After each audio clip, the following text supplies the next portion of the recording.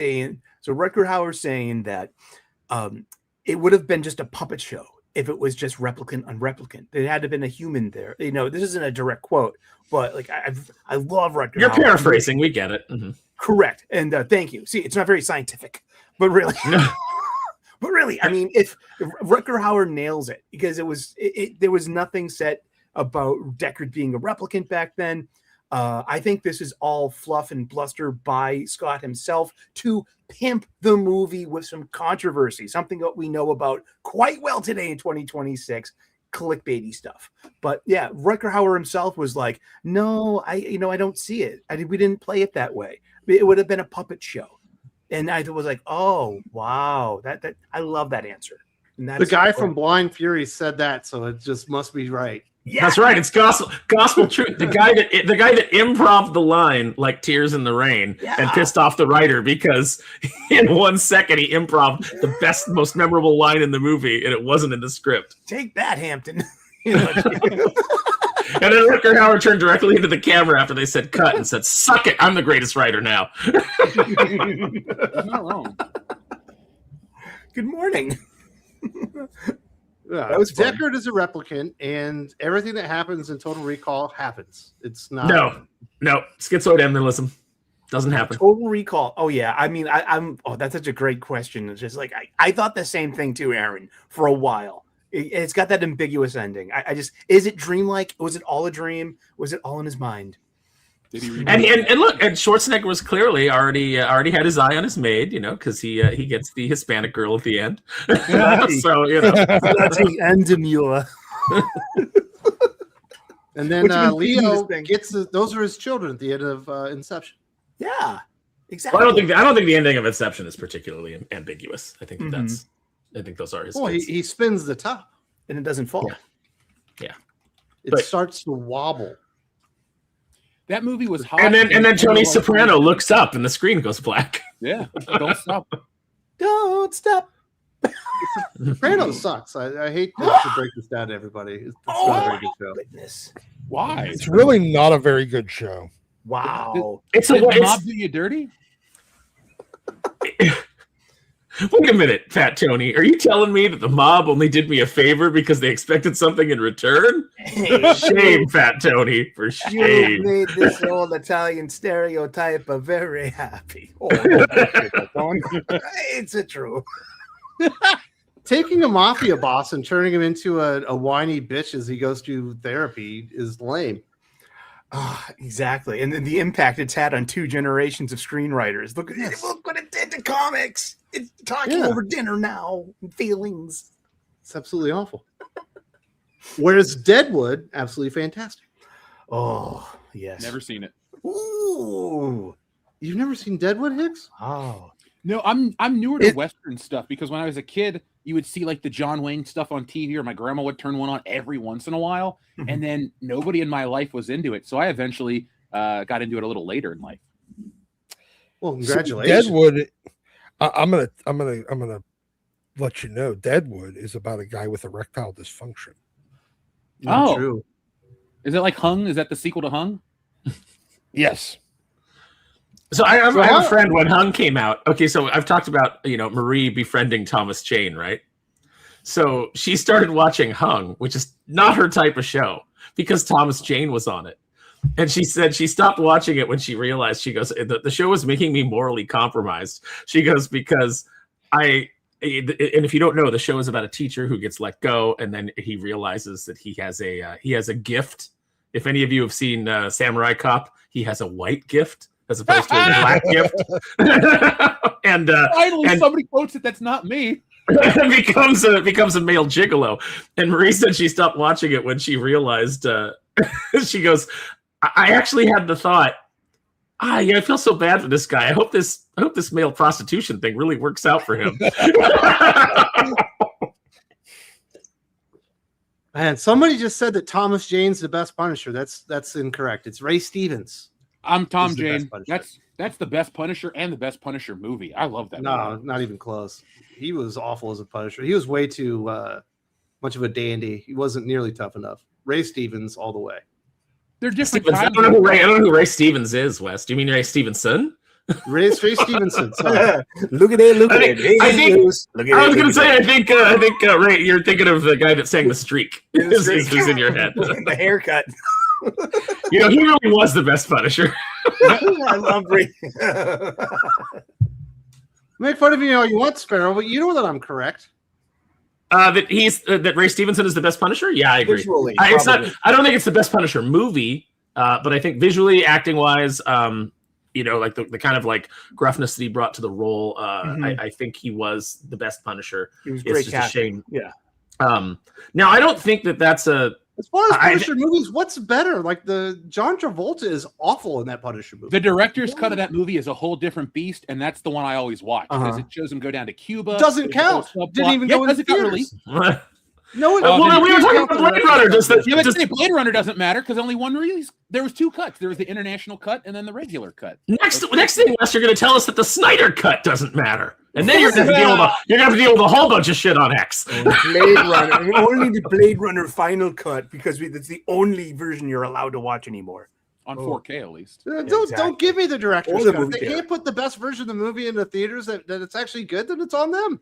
No, they often don't put the best version of the movie into theaters because the studio gets involved. So I've never seen the director's cut, Jeff. You're telling me it's got more meat to it? So after you remember how the Howard Saint's son gets killed in the first drug bust, and then it kind of just jumps to Frank retiring. Yeah. Right before that scene or a minute before that, it shows the police chief, the black dude.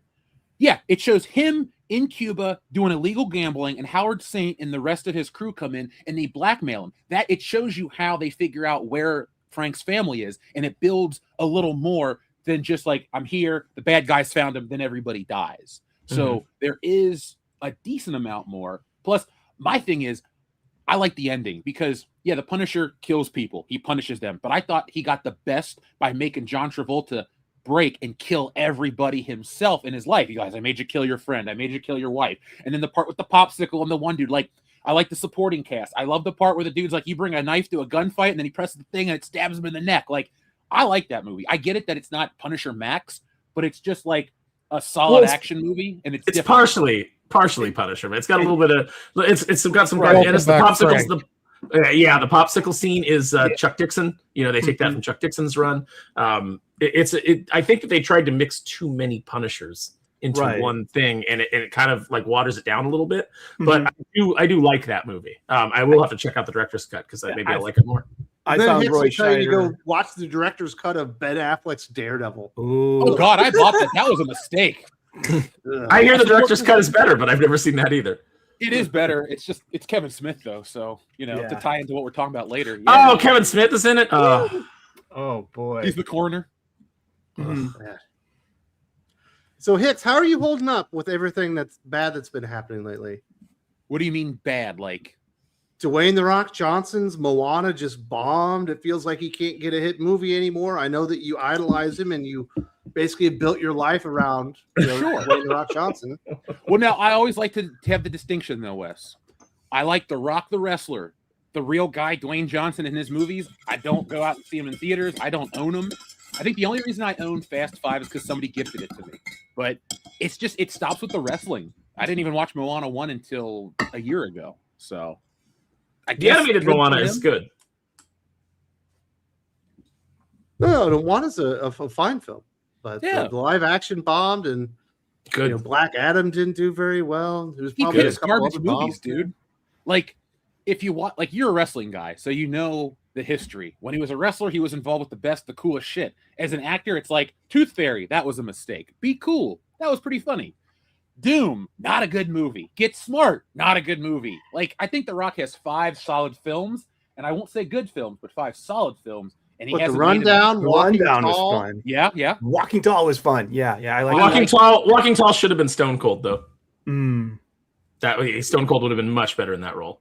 But Stone Cold isn't like, I'm not saying The Rock is a good actor at all. Stone Cold is worse.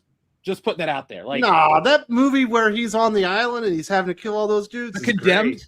That's fantastic with Vinny Jones. Yeah, the Juggernaut. Look, it is what it is.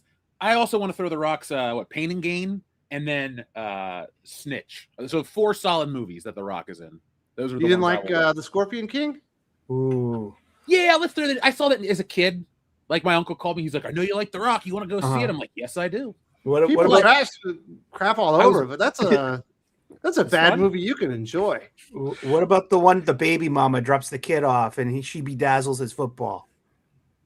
Oh, the game playing. That's a feel good movie. Come on. I saw it once. It was fine, but that was also like 20 years ago. So I know. Faster isn't bad. Mhm. yeah, Man. I haven't finished that one actually. But again, a lot of these ones where it's like The Rock is, this is a good rock movie. It's an ensemble movie. It's like the ones that are successful, he's part of an ensemble. Whenever he's like the big leading man, it doesn't pay off the way that people think it's going to pay off. It's like you have to have him paired off against other people. You know, Aaron? Jumanji works. Oh yeah, those are on there too. You know, the fast movies, those are ensemble pieces. Not Hobbs and Shaw. That sucked. The reason I went and saw that was not The Rock. The reason I didn't go and see it. But the reason I bought it from the DVD guy that would come around was because it was Jason Statham. That's why I bought it. I didn't buy it for The Rock. So you had to have Statham in there to get me in the door. Yeah. Dude, check this coming out. This guy says I have somehow acquired all the Fast and Furious movies. There's 10 of them. How do you accidentally acquire 10? 11. No, wait. There's 11 of them. 13.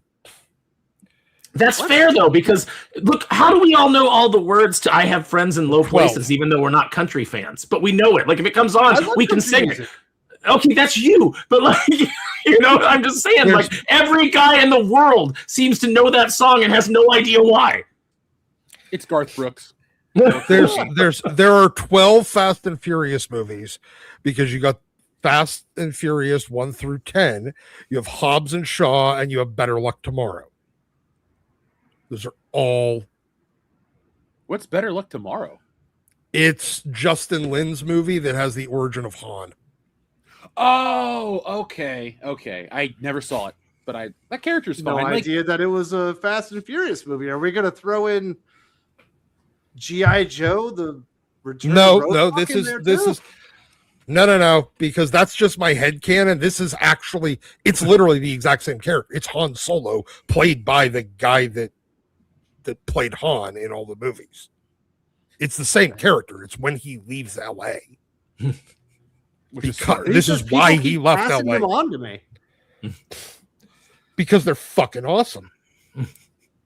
You're like, you know who would like Fast 10? That guy. Let's just go give it over there. I don't want it in my house anymore. Do you want me to give you the Fast and Furious poster I have? I'll send that your way. Dude. I mean, look good behind you. I'm sure your wife would let you put that up, Wes, on the cabinet back there. Just put the Fast and Furious poster.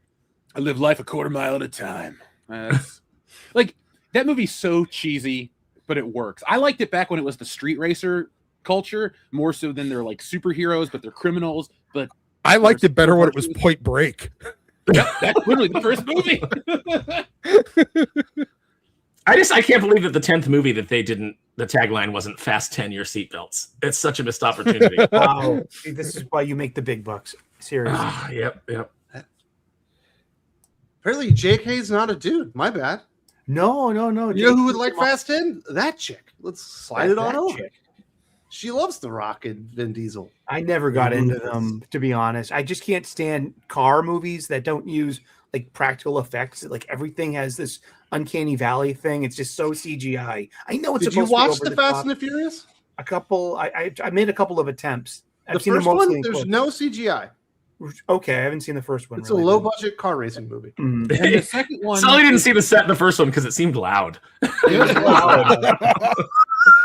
After his experience with Jurassic Park, he just could not bring himself to go watch another loud film. Oh, the dinosaurs! Oh.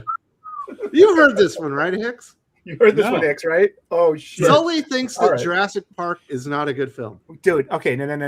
Let's look at the look. Okay, Mr. Peabody's going in the Wayback Machine, and we're dialing it back to 1996. And I'm in the movie theater alone on opening night to check out the new Spielberg movie, and it's the peak of THX. The audience will go deaf, and I had the biggest hangover, and I was kind of miserable, so I was a little grumpy, and it was a bit too loud for me. and that kind of just like soured my experience. I was Look, like, yeah, and I was like, this isn't in the book. I'm going to tell you a story. That is kind of why I didn't like Avengers Endgame the first time I saw it, because the movie was fine, and then I got a call from my mom. A squirrel got into my house. I need your help. Like right at the end of this movie, and she's like yelling in my ear, and I'm like, oh God, I got to go deal with a fucking squirrel. And so I'm sitting there watching the end of this movie, and all I can do is think about what I have to do right after this movie. And I was so pissed. I was like, fuck this movie. I'm done. So I went and saw Inglourious Bastards incredibly hungover, and I still hate the film. So I understand it, but at least Inglourious Bastards isn't one of the greatest movies of all time, like Jurassic Park. Hey, Inglourious Bastards is my least favorite Tarantino movie, and I like them too. Yeah, my least favorite Tarantino movie is The Hateful Eight. I find every so absolutely despicable that I can't watch it. Yeah, but Kurt Russell was amazing in that film. Yeah, Kurt Russell is amazing in every film. Did you see what Kurt Russell said about his convention experience this weekend? His first comic convention. They had a panel, and I'm gonna paraphrase him here, but this is generally the gist of it.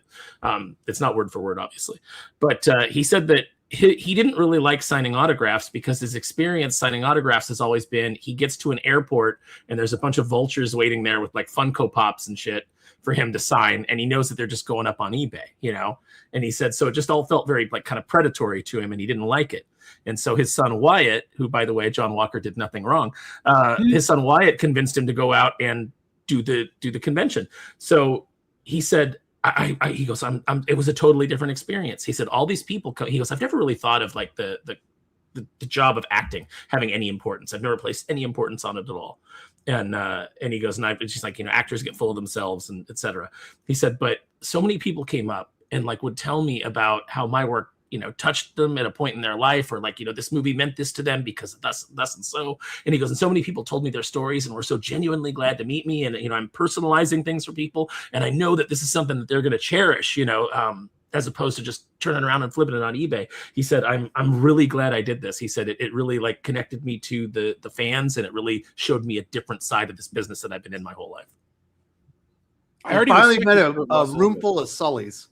Like, oh my God, it's Kurt Russell. You know what? God love him. Kurt Russell is the anti-Ruffalo in that every time Kurt Russell speaks, I seem to like him more. Whereas Mark Ruffalo, every time he opens his stupid mouth. Mark, we're not going to need you on the red carpet this year for Spider-Man. Okay, you can just like hear it. Have you and whatever stupid pin you're wearing this season.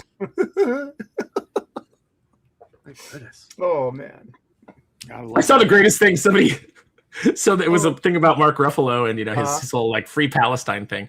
And the article quoted him, so it put genocide in quotes. And then someone was like, why is genocide in quotes? And the guy said Palestine should be in quotes as well. Oh no. Whoa, we've got a crazy opinion. This is a Sully level opinion. Ross Wilson says Kurt Russell's only good movie is Escape from New York. No. That damn sentence, dude. Come on, Overboard. Is awesome. The thing. Awesome. Overboard. Even Captain Ron. He's just fueled by his pure charisma. Soldier. The sneaker the computer that wore sneakers, he was a Disney child actor. What's the one? Stargate. Stargate's another good one. What's the one where he's the president or whatever, and he's like, Executive Decision, right? Executive Decision, another fucking classic from the 90s. Yeah. I loved him as Mr. Nobody in the Fast and Furious movies. Mm-hmm. Yeah, he's in those movies. He was the best part of Hateful Eight. Tombstone. Oh yeah, Tango and Cash, Big Trouble in Little China, Tombstone, for God's sakes. That one. Yeah, you call down the thunder. The man is a national treasure. Death Proof. Yes. Killmonger said Miracle. Him as Herb Brooks. Herb Brooks. That's great. Gosh. One of the best sports movies ever made. You're right. This is a Sully level take. Wow, what a jerk. Well, I'm not saying he's a jerk. It's like, let's help this guy out. Clearly, he's watched the wrong Kurt Russell movies. Which one? Apparently he's confusing Kurt Russell with somebody else. Did you watch Soldier? Because even that one's not that bad. Soldier's great. Good. Soldier is also Soldier is in the Blade Runner universe, according to Paul W.S. Anderson. Really? Yeah. Weird. Yeah, I don't think that there's an actor that I like more than Kurt Russell. Harrison Ford for me.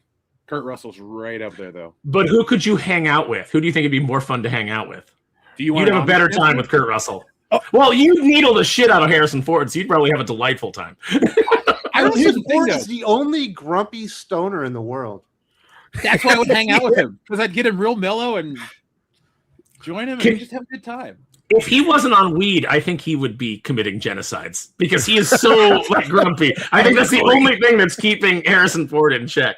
He is the only man I've ever seen smile and frown at the same time. Oh. Did you see that clip of him in Cookie Monster? That was just beautiful. That was nice. That was nice. How stoned do you think he was right there? More than me. I think he's just legit funny, and he doesn't do comedies, which that's fine, but he's been in so many movies that I like more than Kurt Russell, but Kurt Russell's the man. They're both 10 out of 10s for me. He's a curmudgeonly funny. He said in interviews before, like all the way back, in the day, like I remember when the first Raiders was out and he was on some show and he was talking about, he likes the craft of acting. He likes being on set. He and this is back, before, like later he would talk about like, they don't do physical sets anymore. It's not as fun, but, he was saying he enjoys the craft of acting. He doesn't enjoy all the things that go along with it. He doesn't enjoy the interviews. He doesn't enjoy the red carpet stuff. He doesn't enjoy like the thing where it's like, oh, look at you on this pedestal. If he had his druthers, he would just go and perform a role and then like disappear, back to his life. So he doesn't like all of that stuff, which is why he's kind of like this fun curmudgeon whenever they're trying to get him to do the press tours and make him dance like the little monkey, and bang his cymbals together. Like he just doesn't do it. And that's why you always get those moments like where they're like, so how does it feel to be playing the Red Hulk? And he's like, a lot of times in my career, I've done dumb stuff for money. I would have the best executive decision is better than Air Force One. I gotta watch it back. Not better than my script for Air Force 2, Air Forcer though. Yeah. Hey, executive decision. Wasn't Harrison Ford in a movie with Anne Heche on the beach? 6 days and 7 nights. And the villain is Django Fett, Tamora Morrison. Yeah. I saw it in theaters. Don't you have to lose points for bullshit like that? No. And he was in those last 2 fucking Indiana Jones movies. But he's also in the first 3 Indiana Jones movies and the original Star Wars trilogy and Blade Runner. And let's pick Mosquito Coast as some random bullshit movie. That's not that bad. Witness. Regarding Henry, which has one of the most horrifying guy getting shot scenes I've ever seen in my life. Presumed Innocent. I loved that Scott Turow book, and that was a really good film. Did you like his Tom Clancy movies? Dude, don't forget The Fugitive. The Fugitive is an awesome movie. That's like an 11. Kill my wife. I don't care. That's Present Danger and Patriot Games, right? Yep. Yeah, he was a good Jack Ryan. Yeah. He's the best of the 5 Jack Ryans.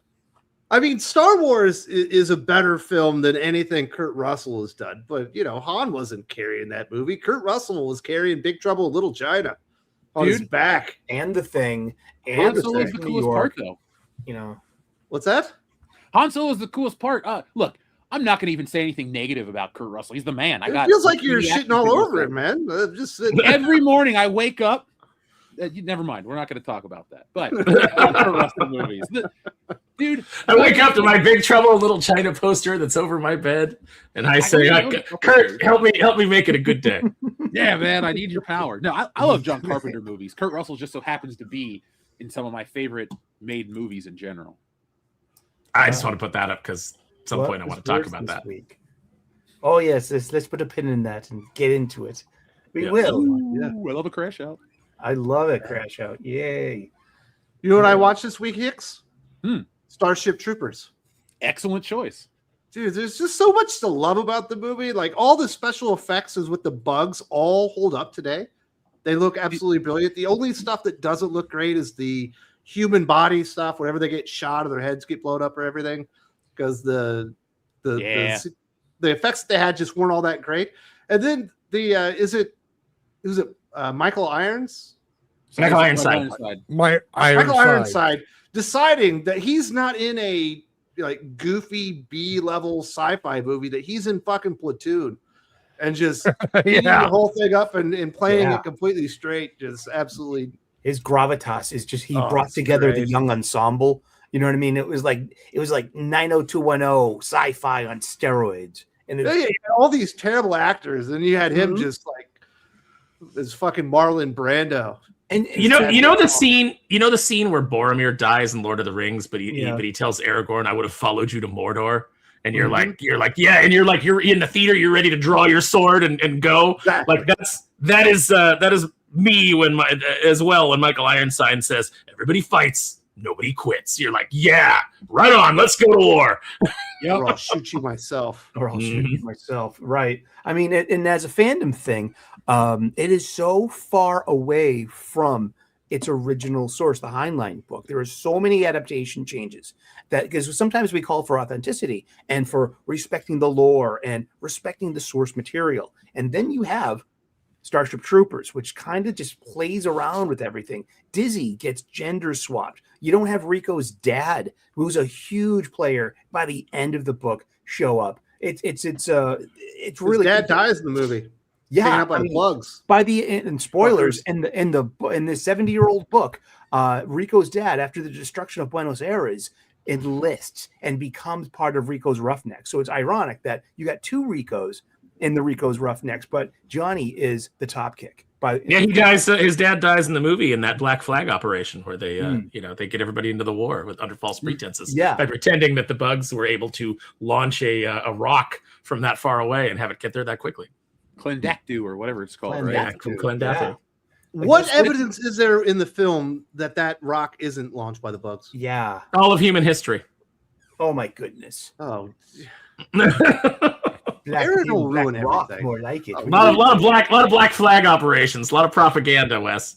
What does Henry Rollins have to do with any of this? Oh, you're one of them. That was Aaron, spot on. I'm not saying the bugs are the good guys. I'm not saying the bug, and I agree with every step taken in that film. What do we need? What do we need on the bug planet, Wes? Why are we there? You gotta start asking these questions, man. What resources? They're not Buenos fucking Aires, man. They didn't know. know. All those Mormons. They wanted oil. Those other planets? Are you kidding me? Space oil. All the precious space oil. Now it's the juice, the precious juice. We found out the bugs are delicious. That's why we're there. The spice must flow. The idea of a smart bug offends me. Tell me when he blows up the bug and all that orange goo shoots out, you don't think that looks like a pretty good fall soup. Like if somebody brought you that in a bowl on a cold day, you'd be like, oh, this looks amazing. As a chef, I don't know what to do with that ingredient. Fuck soup. The Sultan of Soup spoken. I don't know what I could do with that one. I want to know. I want Doc. Hey, what's up, Vaughn? I want Doc to make a convention appearances with a shirt that just says F soup. That's like his political statement. We haven't said that in a few years. Fuck soup. I hate soup. Dude, I remember decide what it is. That was fuck soup 2024. I remember Doc trying to make that happen on Twitter. But Hicks, you're not in the Aaron Sparrow bandwagon of the humans deserved it, right? I didn't say the humans deserved it. I said that it was a false flag operation. I never once thought of Starship Troopers that way. I always thought of it was like it's over the top, like jingoism, but like the bad guys are legit the bad guys. Absolutely. And, I kind of just thought of it like Doogie Howser shows up in his SS costume. Yeah. At the very end. That very subtle moment at the end of the film. Like, oh, great. Doogie Howser SS. You know what? Though? Let's Doc wins. Let's be honest though. I mean, Clancy Brown saved all those people as his fitting. Yeah. When does it? I love it when they show the little video and they're like stuffing things in its orifices and it's like and zapping it with cattle prods in the cage. Yes. And this is all like this is, and the thing is, the joke, I love it, was that was made for general audiences, like those news things in world, like this was made for everyone to watch. These are news clips. They're showing this to children. Yeah, Yeah. Then the children segue too, the children doing their part and stepping on bugs. And then the teacher freaking out euphorically, and it was like, so that also predicted the fact that in the future our teachers would be insane. as they are now. So, very prophetic, that movie. Service means citizenship. Yes. Great movie. I don't think that's a bad system either. I think maybe by the time you read, you're like, I'm kind of smart. What are we thinking here? What are we thinking here? Yeah, no, I mean the average. What was it? I think Churchill was like this: the best conversation or the best argument against democracy is a 5-minute conversation with the average voter. Yeah. So, yeah, no, I like Starship Troopers a lot. I haven't rewatched it, but my understanding is that the guy that Paul Verhoeven was like, "Can someone else read the book for me?" And then I'll just I'm pretty sure that I'll have to look it up, but I think I remember reading that somewhere. This is how a lot of things in Hollywood get made now. Some assistant reads it and has to paraphrase it, for the exec. It was a funny there's a funny behind the scenes production thing. There's that shower scene because it's a group shower. It's gender free, or you know what I mean. So you have guys and girls all in the same locker room, and so the young cast was like the director, Mr. Verhoeven. You know what I mean? We're a little uncomfortable with all this nudity, so he agreed to shoot it naked as well. And he's from Europe, so he doesn't care. He's got different nudity standards. But he was just waiting to get it out. He's just like, I need to whip the dong out and just sit here in my chair. What's the artistic process and what's problematic? Well, I don't know. Let's ask an artist. The great thing about Verhoeven is, he's trying to be subversive and make these political statements, but he's also such a great filmmaker that he can't make the subject so amazing that you can't even see what he's trying to say because you're just enjoying it so much. Just like RoboCop. Yeah. And then again, he's trying to say something very specific, but the audience interprets it a different way because he made, much like Alan Moore's trying to get you to feel a certain way about Rorschach, but most people feel like Rorschach is actually the hero of Watchmen because he did such a good job with what he was, he didn't achieve what he was trying to do. He just made a good film. Yeah, I mean, I think that's one of my favorite bits is that people will be like the whole never compromise and not in the face of Armageddon. It's supposed to be like, isn't this guy crazy? And everyone's just like based. I'm not here with you. You're stuck in here with me. And then he sticks the guy's face in a deep fryer. Yeah, it's supposed to be against this guy. Yeah, but he's a criminal. Bad. So therefore, he's wrong. And he's right. He's right when he's talking to the psychiatrist, and he's like, you're just here to get famous. And you reek of, you're fat and you're liberal and you reek of self-importance. And it's like, he's not wrong. And catbot. I haven't read Watchmen in forever. I need when I rewatched, because the first time I read it, I was in my I'm a genius, everything is I say is the smartest middle schooler phase. The first time I read it, but I also the first time I read it, I would skip all the blurbs in the backs of each issue, like the news, because I'm like, I'm not reading that. And I also didn't know anything about politics, so rereading it the second time, knowing what I know now, I appreciate the storytelling even more. It's definitely can be somewhat preachy, but it's such a nuanced book.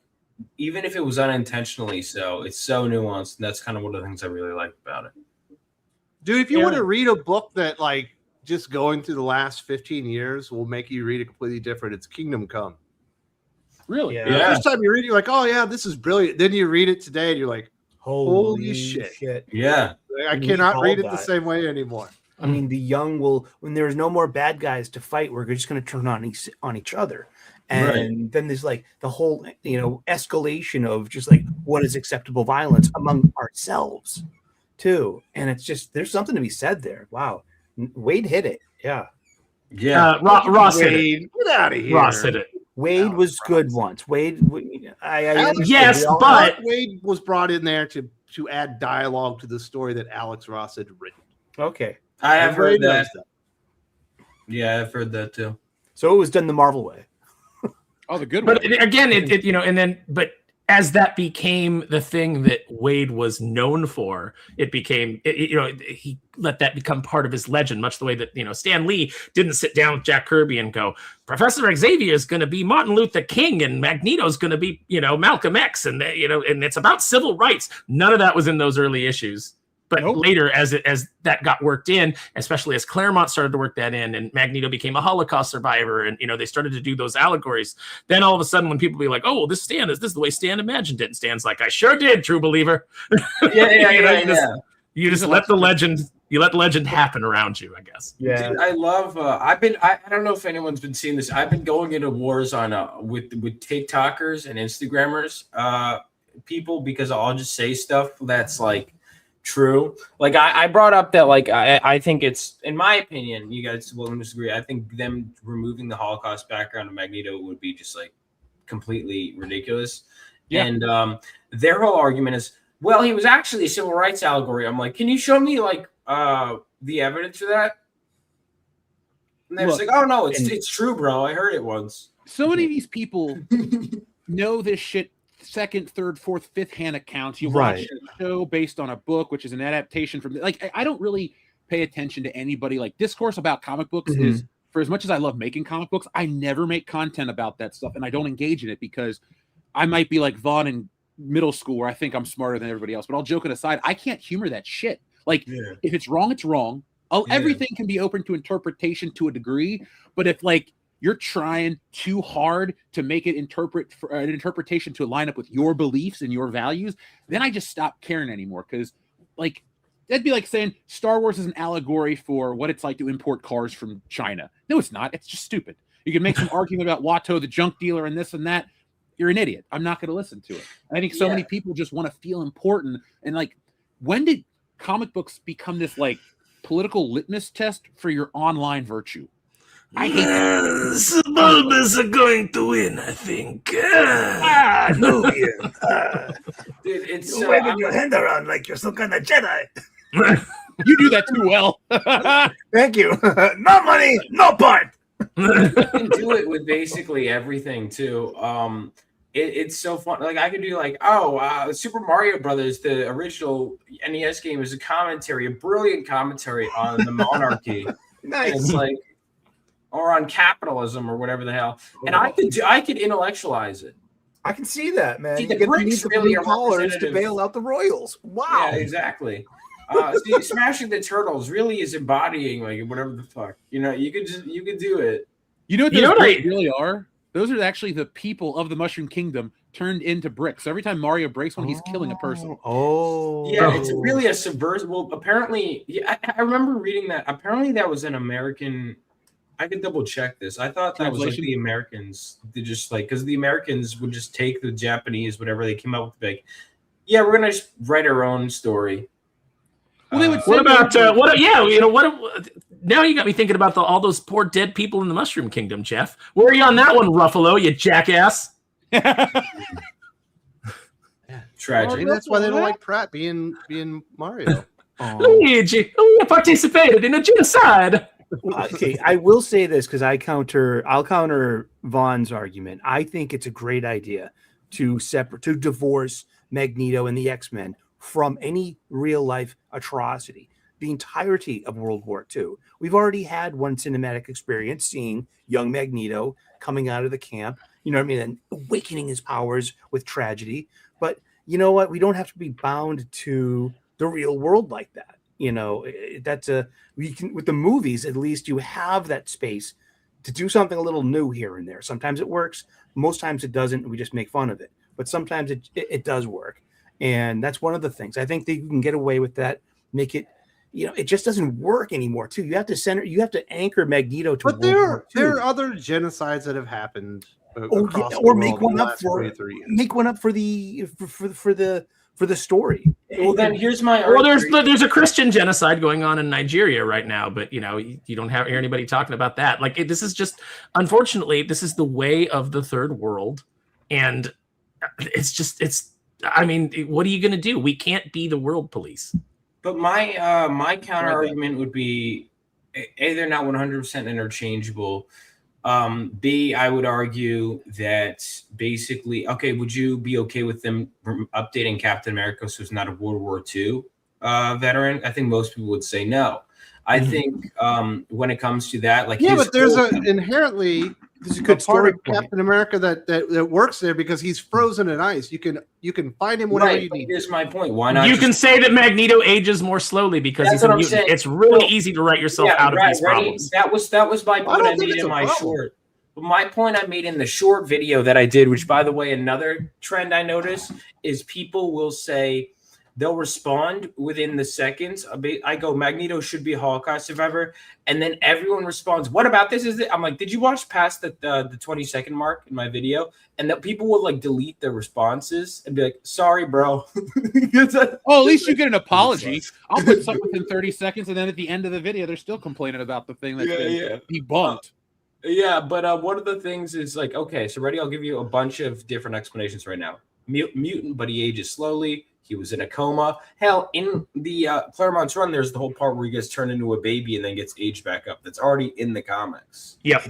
There's like 100 different explanations you can come up with.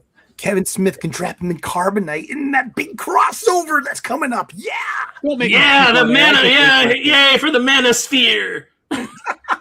That was Sully, did you read that Kevin Smith book I sent you? I did. I didn't mind it as much as everyone else did. Wow. The Widening Gyre, the Batman. The Widening Gyre. I remember him talking about. What was it that called book. again? It was Spider-Man Hulk. Fire and Brimstone. Fire and Brimstone. Fire and Brimstone. Okay, it's going to be can't 4 believe you issues. said that, Doc. It's going to be 4 issues. So, but this first issue was a lot like the old Kevin Smith that I liked, the one from Green Arrow, the one from Daredevil, and but he's got 3 more issues to screw this up. I admit that. You know? That's the worst dialogue in the history of comics. Any goodwill he made of like, I thought that Kevin Smith died of a heart attack a long time ago, I know. Sully, and he It was doesn't my exist. fault. But I think it's a big win for like, okay, if you want to talk a culture war note, there's like, it's heavy on the Catholicism and Christianity and not being a negative. And it's an interesting solution for a banner. Like, I mean, I'm going to ask a priest to give me an exorcism, so maybe it will cure me of the Hulk. Maybe I've been doing this wrong. Yeah, but you had to get through 15 pages of fucking stupid puns with the manosphere. But it's Spider-Man. Spider-Man is everyone. Every single character. One. There was not a fucking word bubble out of pun. I know. There was no breathing room. And the whole manosphere joke. And I'm not going to get like, chuffed about that. I just thought that was like, Kevin Smith's good, has been traditionally good with that kind of stuff. Funny. I'm pretty sure.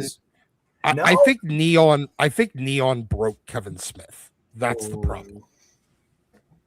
Yeah, no, I think so. I think so too, because Kevin Smith was not used to getting pushback. He did not know that we are now in an age where people can fact check you.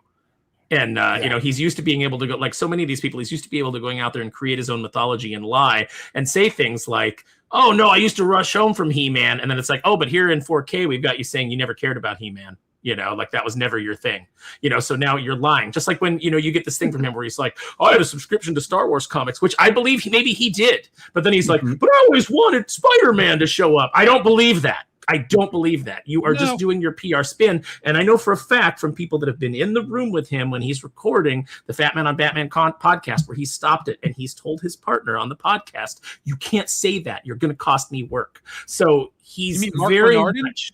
Yes, Mark Bernardin. I do like Kevin Smith's stuff, but when he got into the podcasting world is when I stopped because he became so fake. Remember when he cried over everything too? Yeah. I'm glad also, there's an old episode. You're actually talking about Rob Liefeld without saying Liefeld. There's an old episode too, if you can find it, where you realize how dumb Kevin Smith is actually. Just like how little he knows about the kind of like the real world, where he goes on this thing about thinking that dogs have this rich inner monologue, and he's not doing a bit. And it's like, no, dogs don't think that way, Kevin. That's not how their brain works. And it has to be explained to him. I wish someone could find that because it's probably been scrubbed, but it's just a really old thing with that where you're like, oh wow, you really don't know how things work, do you? Nor magnets. It's like all your knowledge comes from like movies and movies that you've seen and comic books that you've read. Before he became a stoner, he was a much more interesting pop culture figure. Yes, he was the geek guy in Hollywood, and I understand that that's part of his narrative too. But like up through like Clerks 2, writing to Zach and Miri, I thought he kept delivering. Like, I don't like his comic books. The one where he gave Karen Page AIDS, no thanks. Oh yeah. But like overall, I like his movies, but he's become just too cartoonish. Like he plays the role so well, and I don't know why he's still like. Maybe 20 years ago, you could have had him write Star Wars Spider-Man or Star Wars Marvel, and it would be like, that's the right guy to do it. He gets the jokes, he gets comics, blah, blah, blah.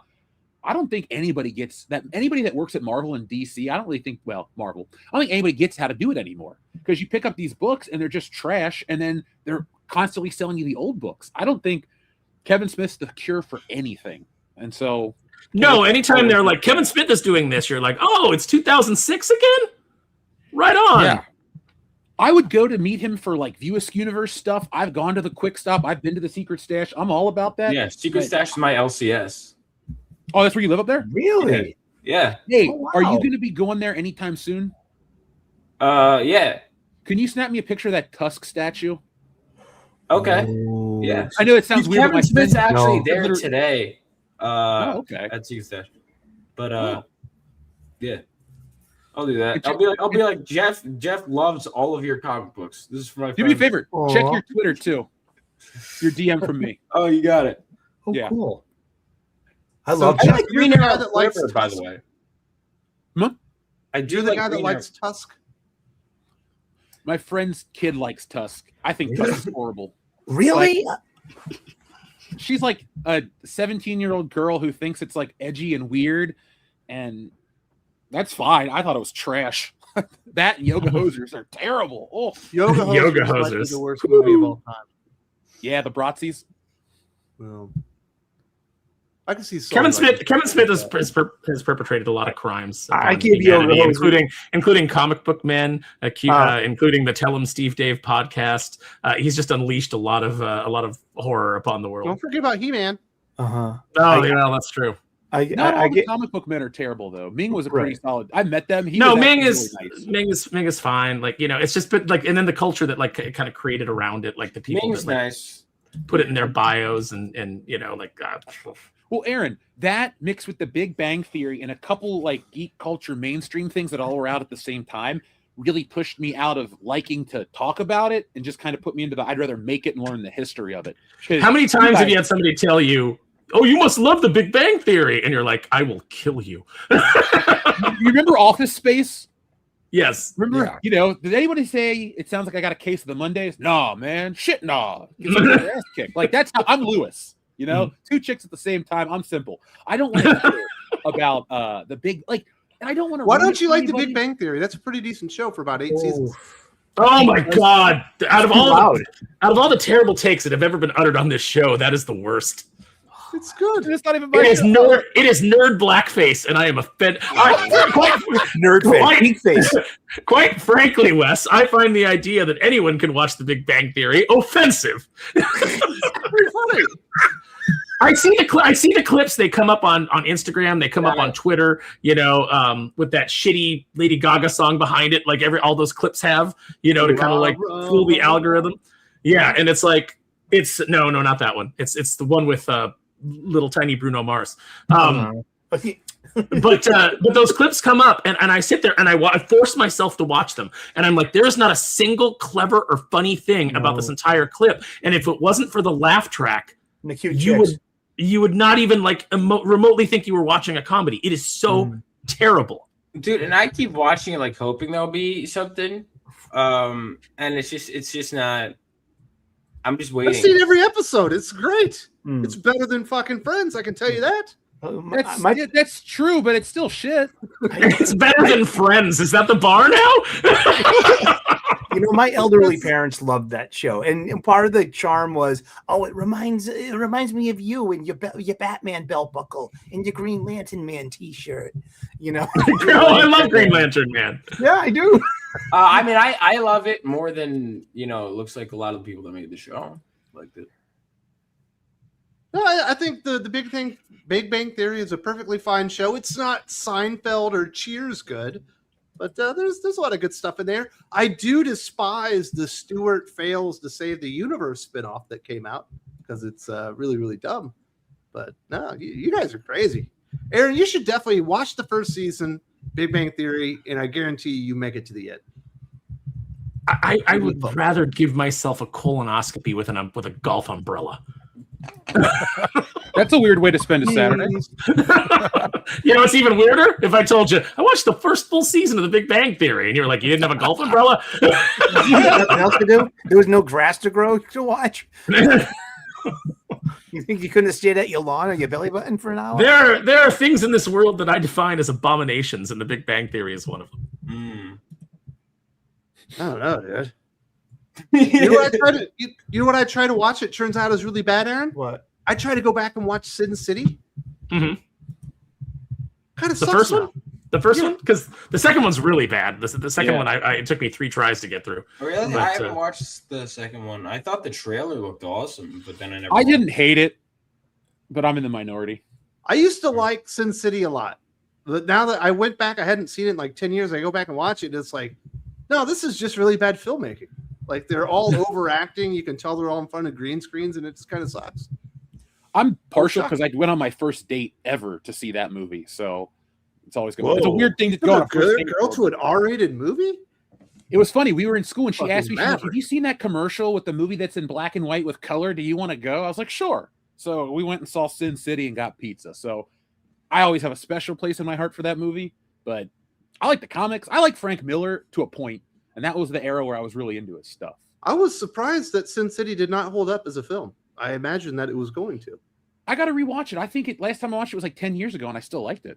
Yeah. I mean, Sin City. I think I'd still like it because I recognize it for what it is, and I liked the comics at the time. But maybe it's one of those things that just doesn't. I very much prefer that movie when you break it up into the individual small movies that get merged That together. Yellow Like Bastard and all when you do when you watch them individually, I like that better.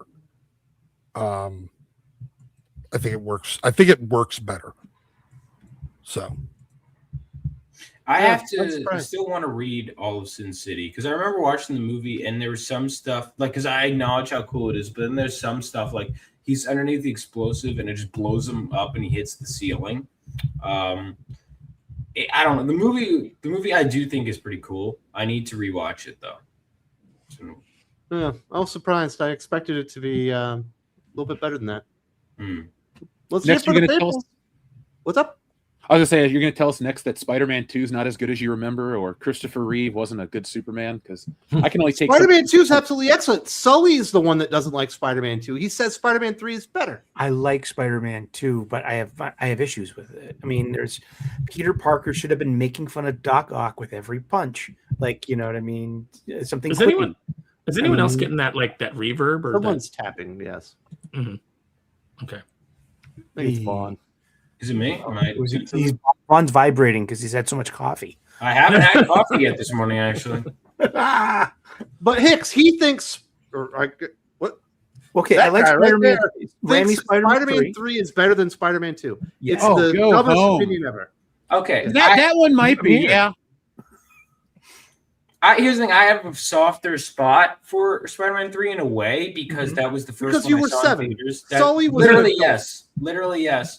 I saw it in theaters, so I was like, "Wow, this is so cool!" And then, the thing about it is seeing it for the second time in theaters years later. It was my friends and I. We went to when they put them back in theaters. It was 1, 2, and 3, and it was 1 and 2. It was so serious, and then the third one, we're all just like.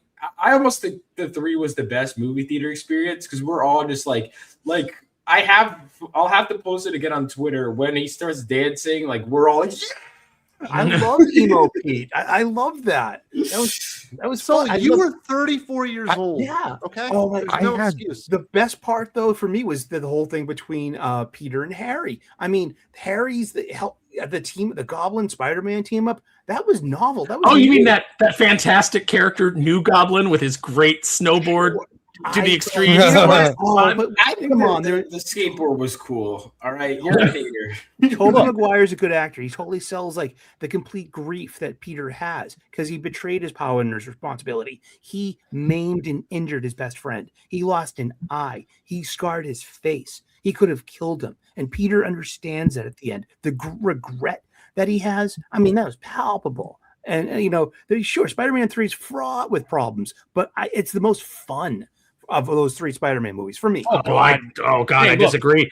I think that everything that comes up to the line of being cheesy in the first 2 films is on full display and crosses over into awful in the 3rd film.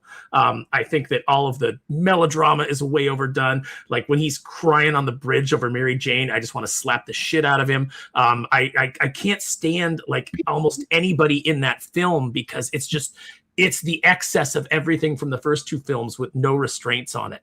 I do not like it at all. I think that the New Goblin stuff I absolutely despise. It's a terrible design. It's a terrible idea. I do think it was good that they filled out that storyline. I don't think Venom should be in there. There's some really bad writing on display, like Eddie Brock saying, "Hey, cut me a break," and then Peter's like, "You want forgiveness? Get religion." Well, that's not what I asked for. I asked for you to give me a break. I didn't ask for forgiveness. But I understand you're setting up later when we'll be in a church. You know, it's like it's just either give Eddie the line that sets up Peter's line, or don't not do it and then give Peter a line that makes no sense. There's just so many things wrong with that movie, and you can tell Sam Raimi was unhappy because Avi Arad was pressuring him to put Venom in the film and to make a different film than Sam Raimi wanted to make. And I think, by the end, it's just a big dumb spectacle. Again, we're back with Mary Jane being kidnapped. Kirsten Dunst didn't even want to scream in that movie. They just recycled her screams from the previous movie because she was so over it. Like everybody's just kind of like done at that point. And don't forget that it ruins the first Spider-Man movie because Peter's whole story arc of I go and I find Uncle Ben's killer and I killed somebody by mistake and now I'm going to go on and do things responsibly because I once took it too far and the guy died even under his own power, to, oh, that wasn't the right guy anyway. It was actually the Sandman that killed Uncle Ben. That's the point of the movie where I go, because look, I saw it opening day. That Spider-Man 3 is the biggest disappointment ever for me, over a Star Wars movie, over anything, because Spider-Man was awesome. It got me into making comics. Spider-Man 2 blew me away, and for 3 years, I would watch that movie regularly. I got Spider-Man 2.1. I played the game.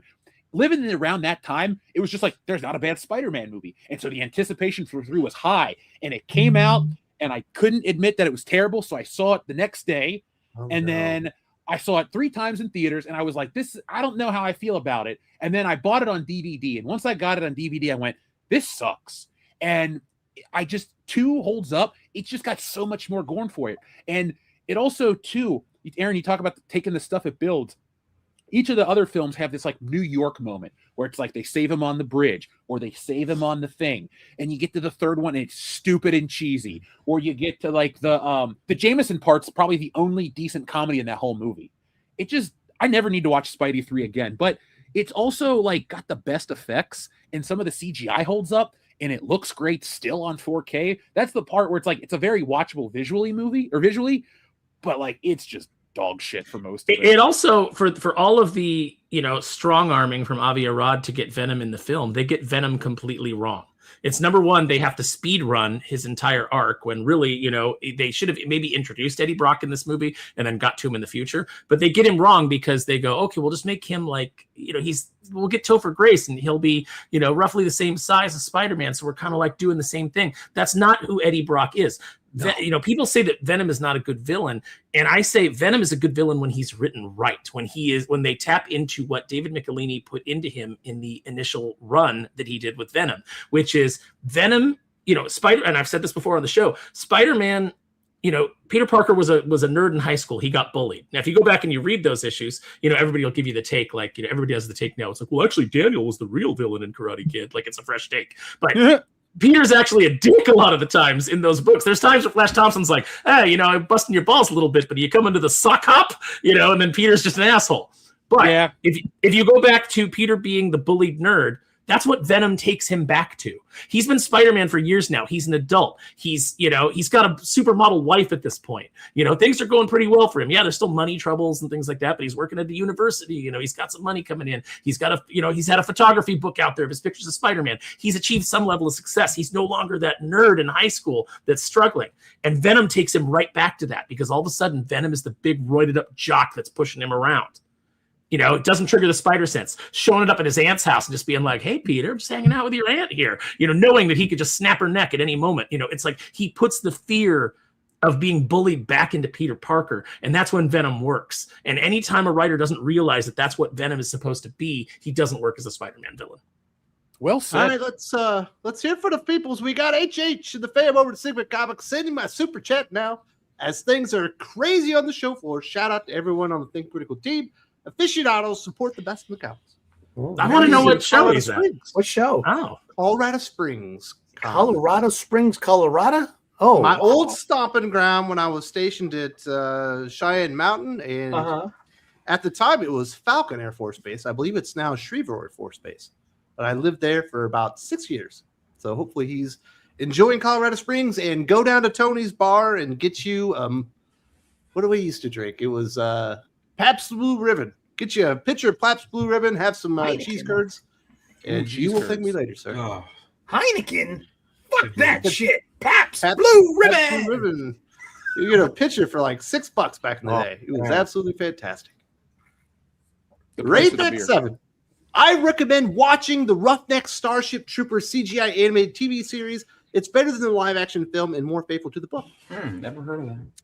Me neither. It's Interesting on enough, Blockbuster Video. Doc put it on Blockbuster Video because I said it was a really good cartoon. Unfortunately, we only got one season. Oh, and then Starship Troopers had at least two, to my knowledge, direct-to-video sequels. The sequel for Starship Troopers 2 is awful, but 3 is they got Casper Van Diem back to play Johnny Rico. The Return of Johnny Rico. Yeah, it kind of works. Rico. I love the. I mean, I don't think they had to try really hard at that point. Yeah. We could get him on Aaron. Tarzan movie that flopped.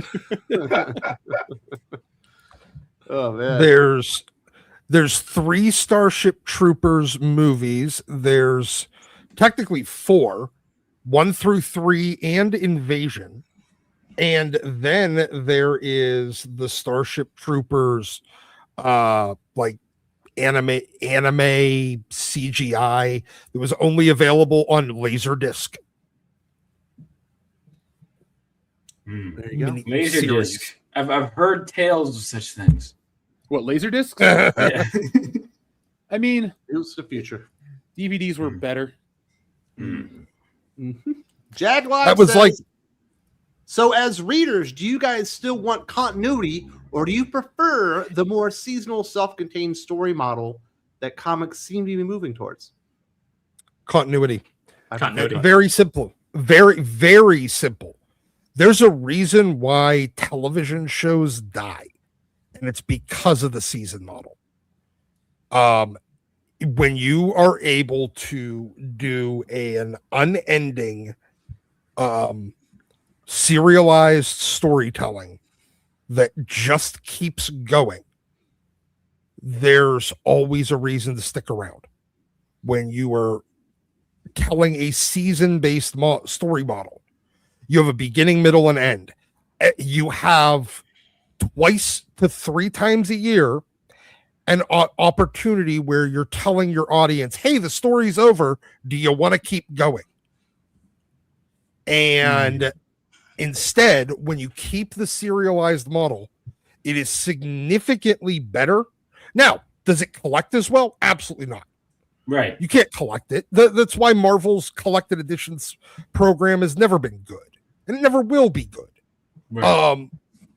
And even the omnibuses are just kind of like, this is fucking close enough. Yeah. And you got to get you buy 2 different omnibuses, and you're going to get the same story in both of them, because you got to buy the crossover omnibus from the event, but you also got those individual issues in the book that you're buying, Like the previous omnibus. Yeah, exactly. So all of those, it doesn't work for collecting and being in the bookstore model and everything like that, but it does work for keeping your interest. You never have an opportunity to emotionally check out, because there's always 3 or 4 other plots that are happening in the background that you get invested in, that you want to see how those pay off, and they're not going to pay off for another 6 months. So don't even think about stopping reading right now. I'm glad I TV just shows read Spider-Man. die. Yeah, TV shows die because they take a break, because they tell the whole story. and give you an opportunity to reevaluate your continued emotional investment. Serialized comics don't. If the Omega stories are Man. good, I'll buy either. What's up? I was just saying, if the stories are solid, I prefer to just buy single floppies for my favorite stuff, like all of them. But I mean, if the stories are solid and they're better than what's coming out, I guess I would be supportive. I just need to see how it looks in practice. Omega Man 2846. I feel like the obvious retort to the X-Men was created for civil rights argument is to just ask, why weren't Magneto and Charles black in the first place? I always make that point, and they're like, you know. In fairness, it was 1960s. But What about Black Panther? If it would have gotten published. I know, but I don't know if it gets published.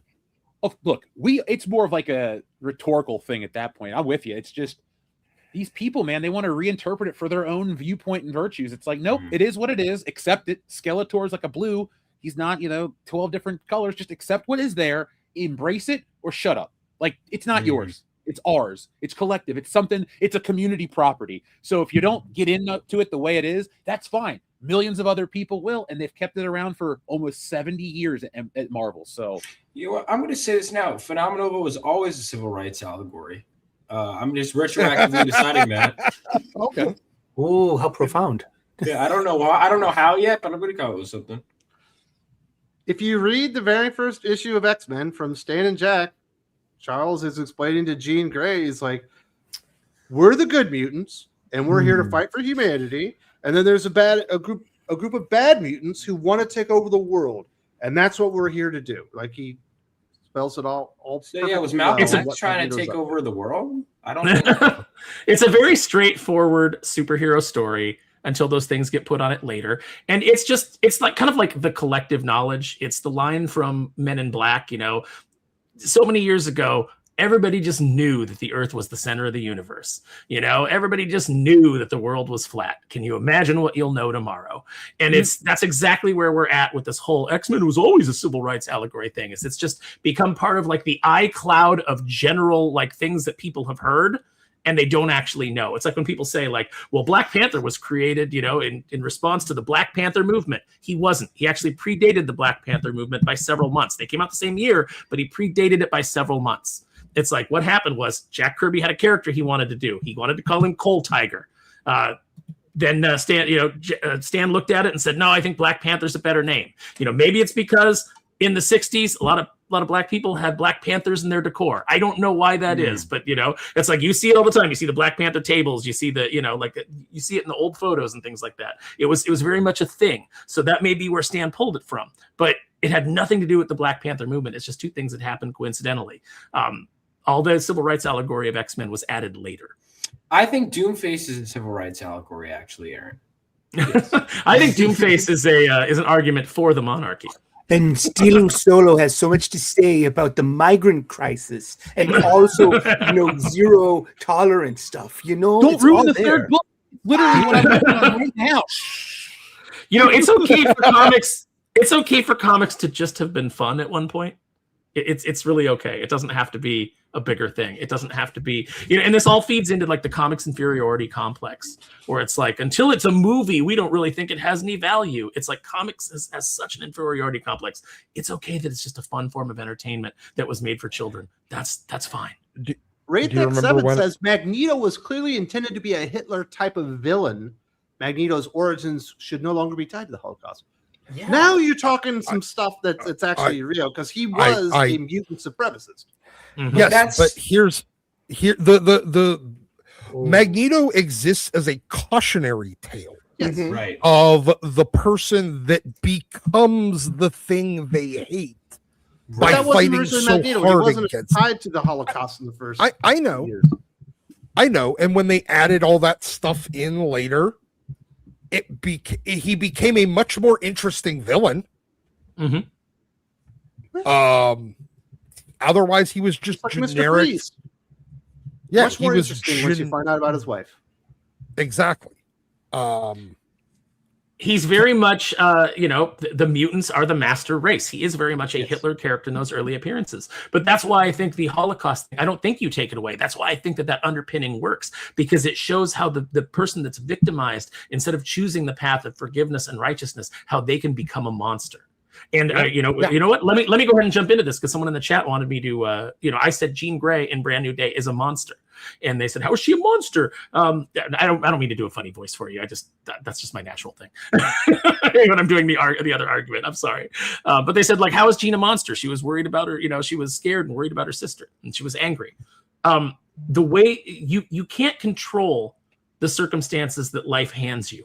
What you can control is your reaction to it. And what Jean does in Brand New Day is monstrous. Now, remember, her sister got taken, but when did her sister get taken? While they're sitting in the park for fun, mind raping people, basically jumping into their head without their consent and manipulating them. Okay. So you do need to be arrested at that point. So now what Metzger does once he captures her, that makes him a monster. But just the absolute, just the single act of capturing her and imprisoning her sister needed to be done because she is committing crimes.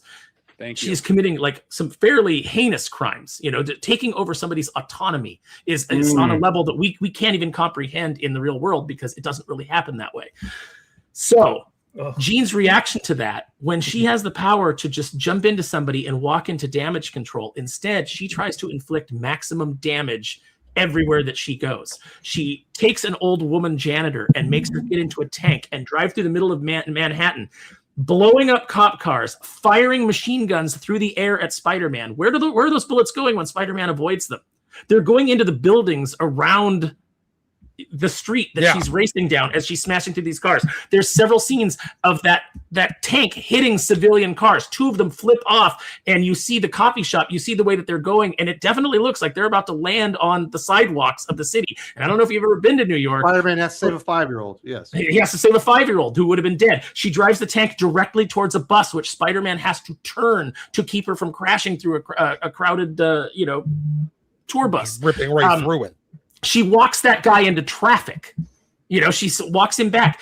The way that she handles the MJ thing when she takes over MJ, and she very cruelly manipulates Spider. Like what she does to Peter is absolutely cruel. She's gleeful about what she's doing to him with the torture of his relationship and the fact that MJ doesn't relate to him.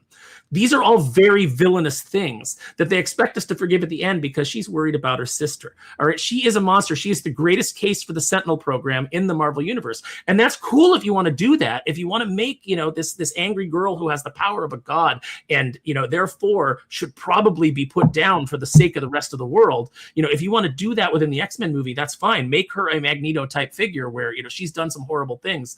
And part of the, the whole thing of the X-Men is Charles brings in these people who've done horrible things and tries to rehabilitate them. There's a story to be told there, but don't for one moment pretend that anything that Jean does in the pursuit of her, in her anger and her pain, anything that she does is moral or righteous or even really forgivable on a macro level.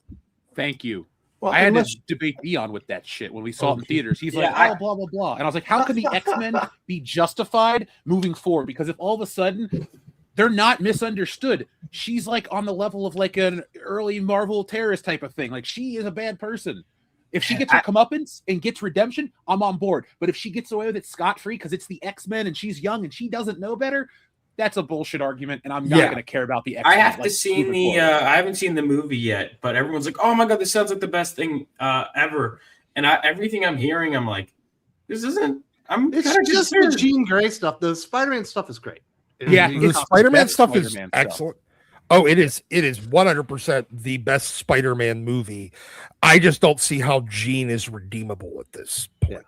Sam Raimi's Spider-Man movie is my favorite. We'll have to see if it's when Doc says the best Spider-Man movie, Sam Raimi's Spider-Man is a Spider-Man movie through Sam Raimi's lens. This shit is straight up from the comic book. Like, even they adapt the character more, not reinterpret through this director. It's like Spider-Man has to eat a shit sandwich and deal with it. He has to do this emotional stuff. The suit looks great. The way people interact with him, the way that he kind of loses most of the time, like the character. Like, I love the first Spider-Man movie is why I make comic books, but this one made me go, oh, there is a better way to do the character. So I'm still open-minded. I can't wait to see what's next with Spider-Man.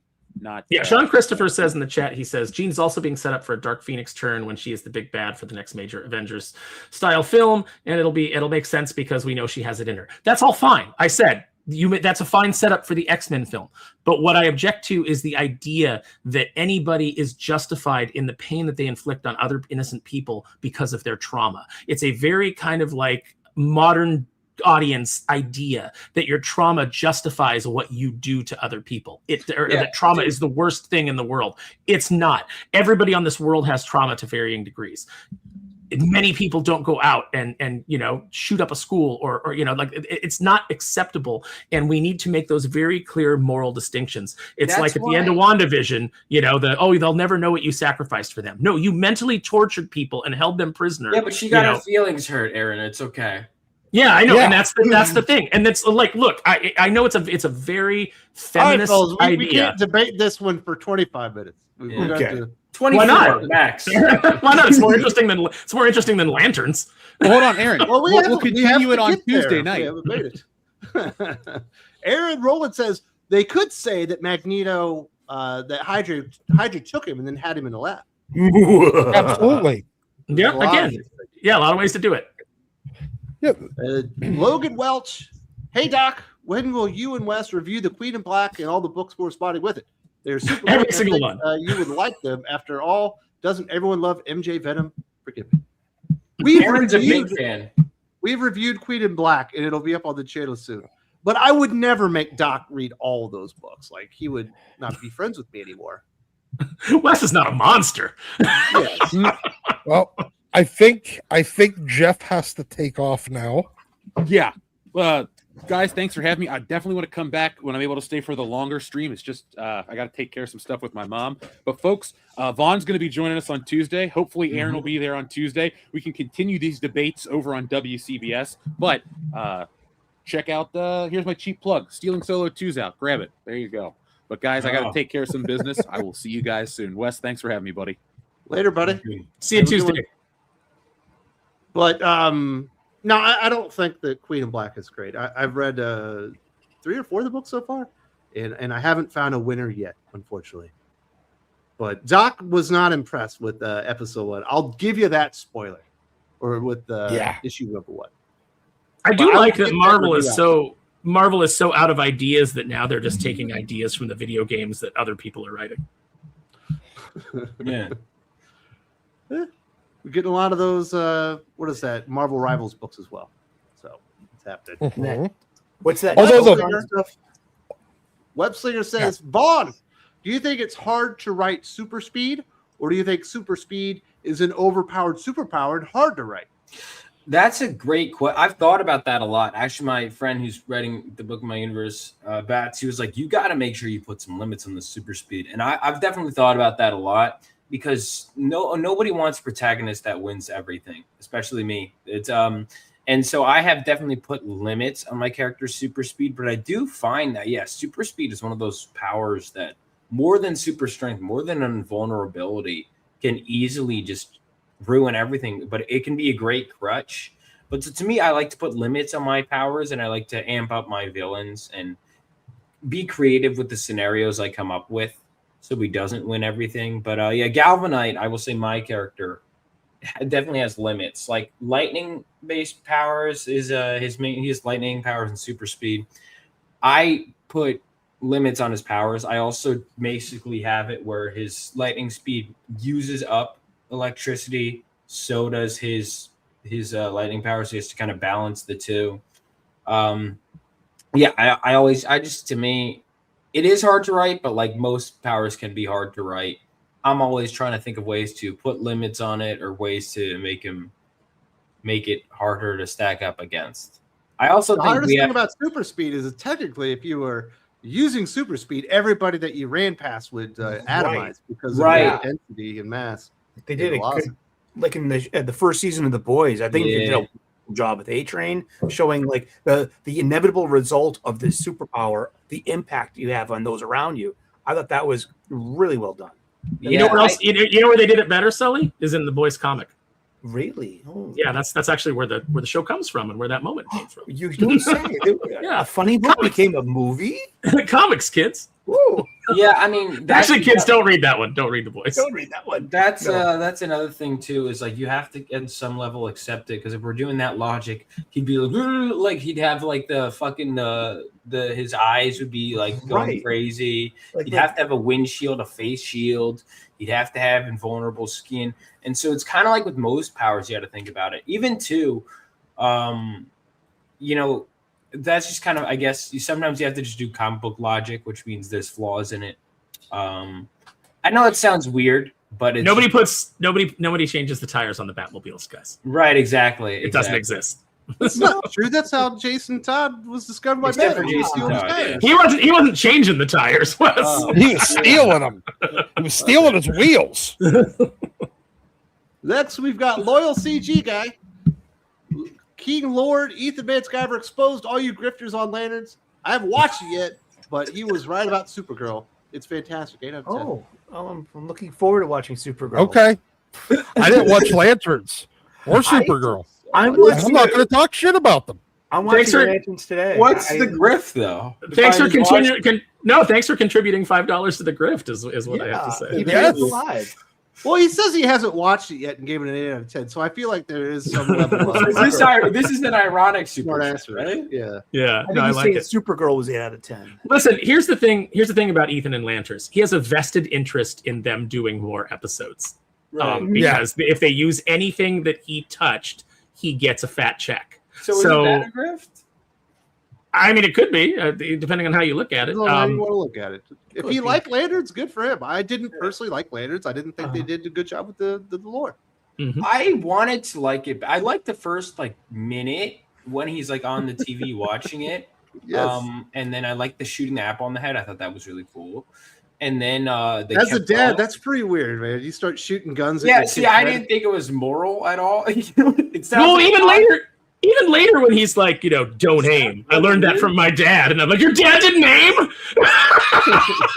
Yeah, no, one thing I actually, this sounds like an odd comparison, but it reminded me of Joe Jackson, Jackson 5. Not exactly the father. I'm going to train you. Yeah. But, hey, it's okay for us to have a difference of opinion on Lanterns. Yeah, I just look. Hey, this is what I always say about everything. Like, look, there's people in the chat that like the Big Bang Theory. If you enjoy it, I'm happy for you. I'm glad that you get enjoyment out of it. It's like there's people on the channel that enjoyed the Big Bang Theory. Do not ignore me. I'm human. Yeah, Aaron's now trying to backtrack. He's like, "Oh my god." No, I'm not trying to backtrack. I still think it's hot garbage. But if you enjoy it, I'm glad that you got enjoyment out of it. Like, I want people to enjoy things. Yeah. I think Lanterns, I don't hate it, but it was there's things I enjoyed. It's a problem when you think about it as a Green Lantern show. That's a problem when you think about it in general. Okay, so I made this video talking about it. The Instagram comments, if you go to my Instagram, they're big mad over it, which honestly, it makes me laugh. But there's the whole, ever since I've been a kid, I wanted to see Jon Stewart on screen. And his first appearance, he cucks an old man. And I'm like, oh, all right. Well, the other problem, okay, let me. So we're just gonna. Do you want to get into Lanterns we got then? a couple more we got to get to. Okay. For you, but we'll get to the Lantern specific stuff. But I feel exposed. Hey, I appreciate the support, Loyal CG Guy. Thank you, Logan Welch. Does Aaron or Vaughn have any tips for not getting lost in your pencils or line work? I find that is my biggest problem. Any advice? Much appreciated. That's my so I'm not. Aaron and I are artists. Are you asking? He's asking about pencil work. I mean, I can give you an editorial perspective on it. Depending on what you mean by getting lost in it. Like if you're getting in there and you're just adding a lot of detail and you're making sure that your stuff looks as best as it possibly can, I don't think that's a problem unless it is keeping you from completing a project. So I think that what you probably want to do, just in the most general sense, is hit a point in your style that you're comfortable with the amount of detail that you've put in, but that you can do it quickly. At least so that you can keep you want to hit if you were in the mainstream, you'd want to hit a page a day kind of, level of detail. If it's taking you a week to do a page, that's probably too long unless you're going to do like a comic book every quarter and put it out. Then that's fine. But look, at the level you're at right now, you're doing this for fun. You're doing it for yourself. Yeah. Do what makes you happy. But if you want to do it commercially, you're going to have to make some sacrifices. The 80% solution, right? You get it to 80% to where it could get, and you're probably done. Right. Otherwise, you're going to be stuck in the details for the rest of your life trying to make it perfect. Exactly. Right. Are you handing this off to an inker when you're done? And how much of your fine details are you going to lose in the inking process, or even the coloring process that comes after that? You know what I mean? So maybe less is more when it comes to over details. You might be overthinking it. Mm-hmm. Rate that 7. You could remove the Holocaust retcon of Magneto's past and just replace it with his family being killed by a gang of neo-Nazis in order to update it. Oh, God, don't give them that. Don't give any bad ideas. But, divorce, all the Marvel characters, the MCU characters, from any real-world atrocity. It's just luggage. Look, You start reading too much into stuff. We start arguing over freaking Sabra in a dumb Captain America movie that didn't matter in the first place. Shit like that. I think you mean Captain a lot of different things, but America shouldn't be one of those representations movies. I think that's what you mean. Captain Falcon, I know. You are right, Sully, that if you do add certain elements to a character, you have constricted what you're able to do with that character, and you have to tell certain stories with them. Thank you. Yeah, I feel that way. True. Yeah.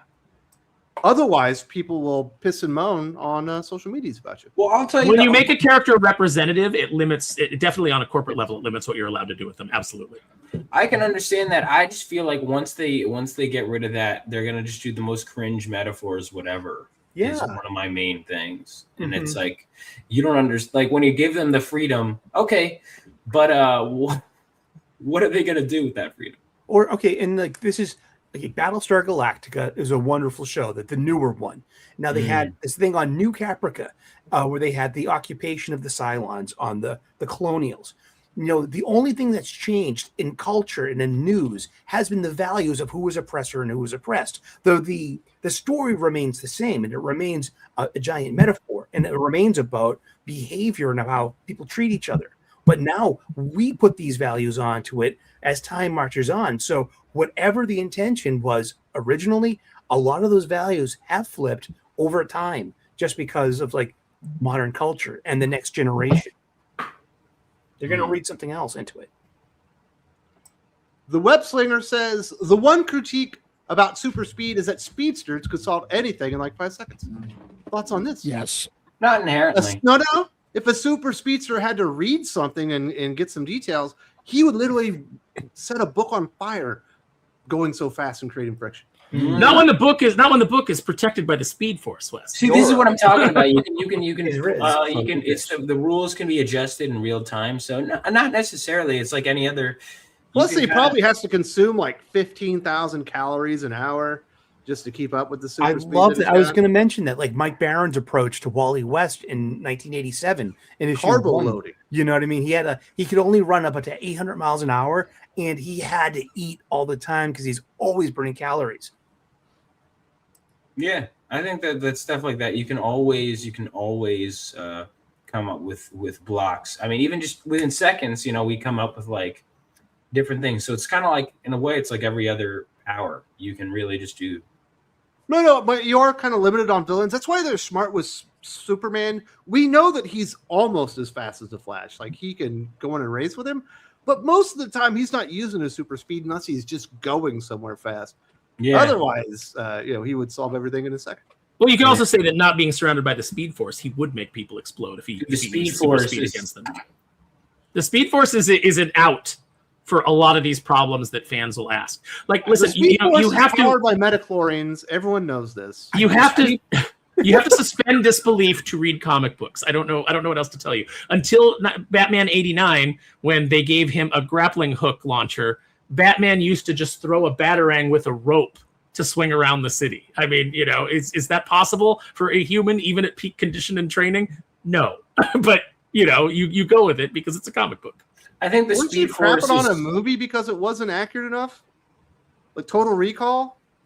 I was saying that it supports my argument because that's, that the science doesn't work out. Your eyes do not go back into your head and you're just like fine and then make it out In like that right fucking afterwards. universe, they did. Aaron, Yeah. Aaron's drink of choice is haterade. No, it's hypocrisy. It's not No, I mean, you defended the Big Bang Theory. You have no leg to stand on. Electrolytes and Speed I'm not going to Force. sit there and pretend I didn't like something that I find quite enjoyable. I'm going to say that if you enjoyed the Big Bang Theory, so he gets married. if you enjoyed the Big Bang Theory, Wes, I think that's a worse take than Sully thinking Jurassic Park was too loud.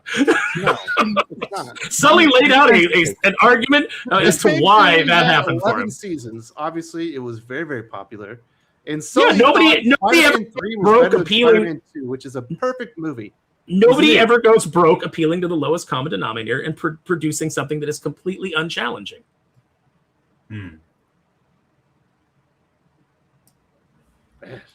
Fortnite made $1 billion, Wes, by your by your standard there. It's one of the best movies of all time. Omega Man, I've been drawing my own comic lately, and I find I can cut time on my line art without sacrificing too much detail by pre-planning the layouts digitally before hand drawing. Good tip. Absolutely. Yeah. Then you know what it's like having a game plan. Know what you're doing going in there instead of trying to figure everything out on the fly. Absolutely. Also, it might help too. Like, if you pick what the central, what is the central thing of the page? What is the thing that is the most important? Plan that out first, and then draw everything else around it. Yeah, because you guys always do that pagination stuff where you're like, okay, it's gonna have 7 panels, and it needs to be like this, and this is gonna be the focal point right on that. Yeah, so I'll lay out in a document. Also, you plan out where your pages are going to land. So you know that you have to have your double page spread. You know that has to be on an even odd page. So it's like you really have to like plan all that stuff out. So that's part of the pagination as well. Yeah, because you don't want to have your big reveal or your turn page be, on a page that doesn't turn. Exactly right. And you have to think of that too. Like, what's your last panel? Is that interesting? And your last panel should be interesting enough to get people to turn the page, whether it's in the image or it's in the dialogue or just the moment. You want to keep people turning that page and excited to turn that page. Yeah. Very good. Thank you so much for sharing some of your experience there, Omega Man. Appreciate that, dude. So we were talking about it a little bit earlier, but we did get Lanterns episode 1. And I think it was just like a weird sci-fi, true crime, Midwest type of thing. It's probably pretty decent. I just think, Aaron, once you throw the Green Lantern expectation, because it is called Lanterns, where the show really does start to break apart. And you actually watched this time. I did. I think that because I didn't give a view to HBO. I was happy to watch it elsewhere. But I think that in a lot of ways, it is a despicable show. It should not be tied to Green Lanterns because or any of the mythology or just a heroic character in general, because I think that the show is being handled by Tom King, by Damon Lindelof. If you've ever seen Damon Lindelof talk, or you know that he is he is a very weak and effeminate kind of individual. And I think people like him, like James Gunn, I think the reason they don't do well with heroism is because they don't inherently have any of that in themselves. They don't have any idea of what it would mean to be one of these characters, to stand up and to do the right thing, or to believe in something, because they don't really believe in anything. They think that everything is bad. They think that every person, inherently within them is wicked and awful. And, even though they go out and they virtue signal, like as if they're the moral authority, Damon Lindelof sitting there telling you that, like, all of society, is just in the promise of the 50s where we can have flying cars and things like that. We don't have that. And how do we get back to that dream? Well, it's all the things that you wanted to implement into society to get to this idea that have derailed it, that have made us, less safe, that have made things more dangerous, that have, put the world in these kind of situations. It's very much the human condition. But the one thing that we see throughout history is that when things get dark, there are people that rise up, that rise to the occasion. Yes, we're all flawed human beings, but there are people who find it within themselves. Even when you see something happen in the city where like something is collapsing and things like that, and people run to try to hold it up and to get people out of the way. You know, just everyday people. There's heroism every day. Yeah. And it's like these people are like, well, actually, no. And it's just, I just don't like it. I don't like, I think it's kind of, it perpetuates a lot of problems I have with entertainment. Like when I created my comic book, I wanted to double down on the heroism that I felt was missing in a lot of stuff. And I think this is perpetuating a lot of my problems. Or even if I thought it was super well written, which I don't really think it is, it wouldn't change the fact that it's perpetuating and kind of diluting what superheroes are about. Like if you want to tell that story, that's not what Green Lantern is about. Green Lantern isn't that. You want to do your own, like, oh, morally gray, wishy-washy, whatever, do it elsewhere. I'm sick of it. I'm sick of it being every single IP. What I loved about superheroes as a kid was, and I love it as an adult still, they still inspire me today. You call me tacky, whatever, is that they are this ideal that you want to strive for that you'll never quite hit. And Green Lantern, I mean, in Brightest Day and Blackest Night, they even have it where someone recites it to Hal, and Hal's like, oh, wow. I'm glad Green Lantern is not enthusiastic about his costume or his oath. Just what the doc ordered. And that's another example of Hollywood taking the skin of something that you love and stretching it around an agenda and a story that they want to tell that does not fit the characters. So, and people will be beguiled. Like, look, in many ways, let me say the nice things about the show up front. It's a good looking show, even though the environments are bland and things like that. It's shot well. Kyle Chandler is very charismatic. You know, I think that 10 years ago, giving him a heroic Hal, you know, he would have been great on the big screen as as Hal Jordan. The one moment that works in the show is when they go to the little stand where all the, you know, and all the people are like, oh, you know, it's Green Lantern, and they're kind of coming up and wanting his autograph and wanting to take pictures with him, and there's genuine joy in his face. That is the Hal Jordan that I wanted to see. And, you know, obviously this is just a first episode, and we're kind of like judging what, you know, the entire series will be based on this first episode, and that's not entirely fair.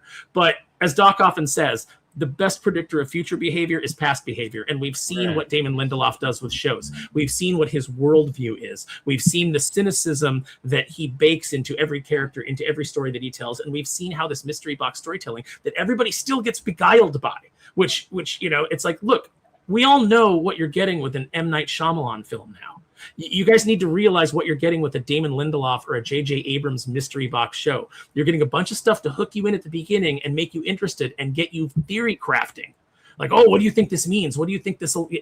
You will come up with a better payoff for all of those questions than Damon Lindelof will deliver for you. That has been proven time and time again. So don't get caught up in that. Don't be like, man, this show is cooking, because it's not cooking. The fire is on, but you're going to get some shitty burnt thing at the end. That has been the pattern of these things. There might be a time in the middle where you go, ooh, it's kind of like that. It's got medium, rare, medium well, but it'll be end up burned in the end. And that's, I think, and it's sad because it's like, this is the thing too, like when there is some truth to the fact that you post negative stuff online, it does get more traction, does get more. And I hate that. But here's the thing. To Jeff's point earlier, I would prefer if I liked everything, even if it got less. I don't like it. This sucks. It's kind of depressing because I'm like, oh, this sucks. But it's like I don't like it, and I think I want to be proven wrong on every time I have a negative. Oh, I think this is gonna suck. I'm praying that I'm proven wrong every single time. But I'm gonna kick the guy that said Watchmen was a great single season show. I'm gonna kick him. Yeah, but consequentialism, you're out of here. It's just I think I just don't see it as good. I think there are good elements, but like when it gets to the courtroom, I'm like, why are we doing this in the Green Lantern show?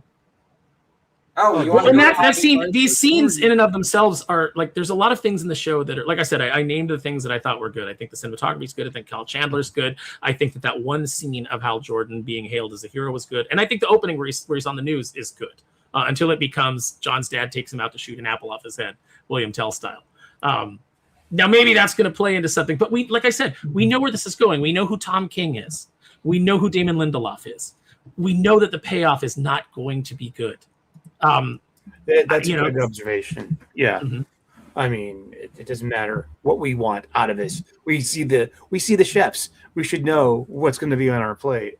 And I gotta watch it later tonight. I'm going to my girlfriend. She's got HBO. I don't have HBO here, so I'm like, hey, honey, we're wanting to watch a TV show.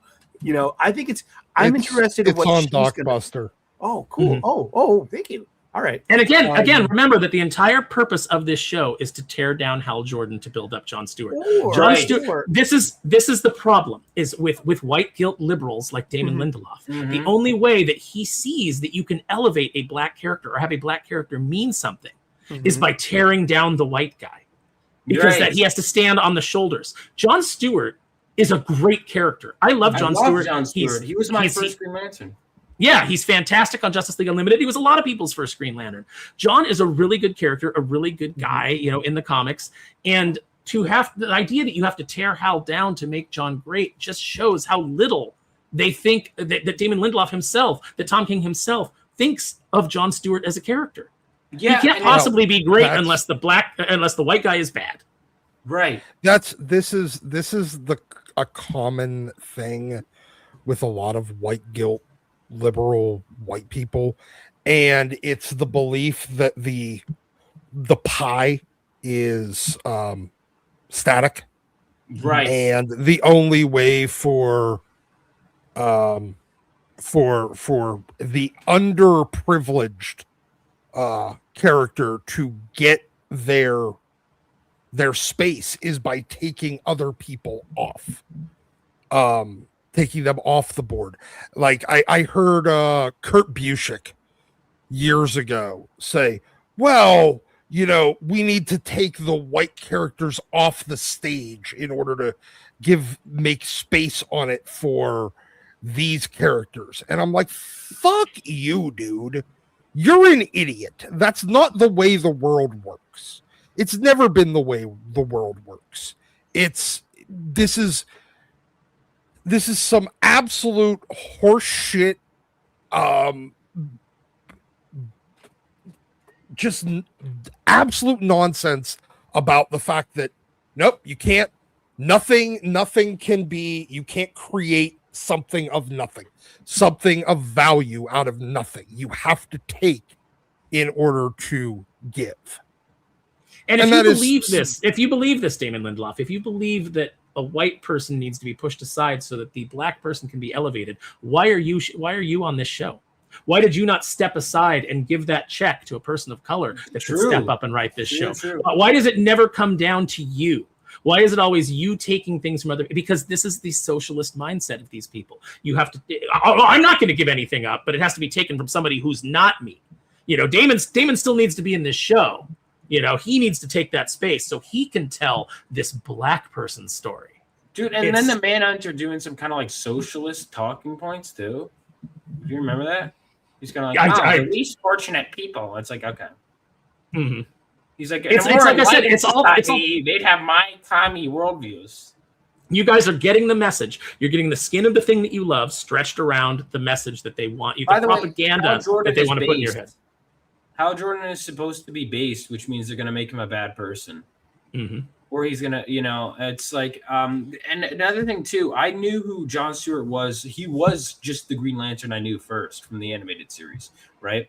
They didn't have to tear down a white version for me to like him. And even just creating this false conflict, they have to share a ring. One of them has to have the ring over the other. Why?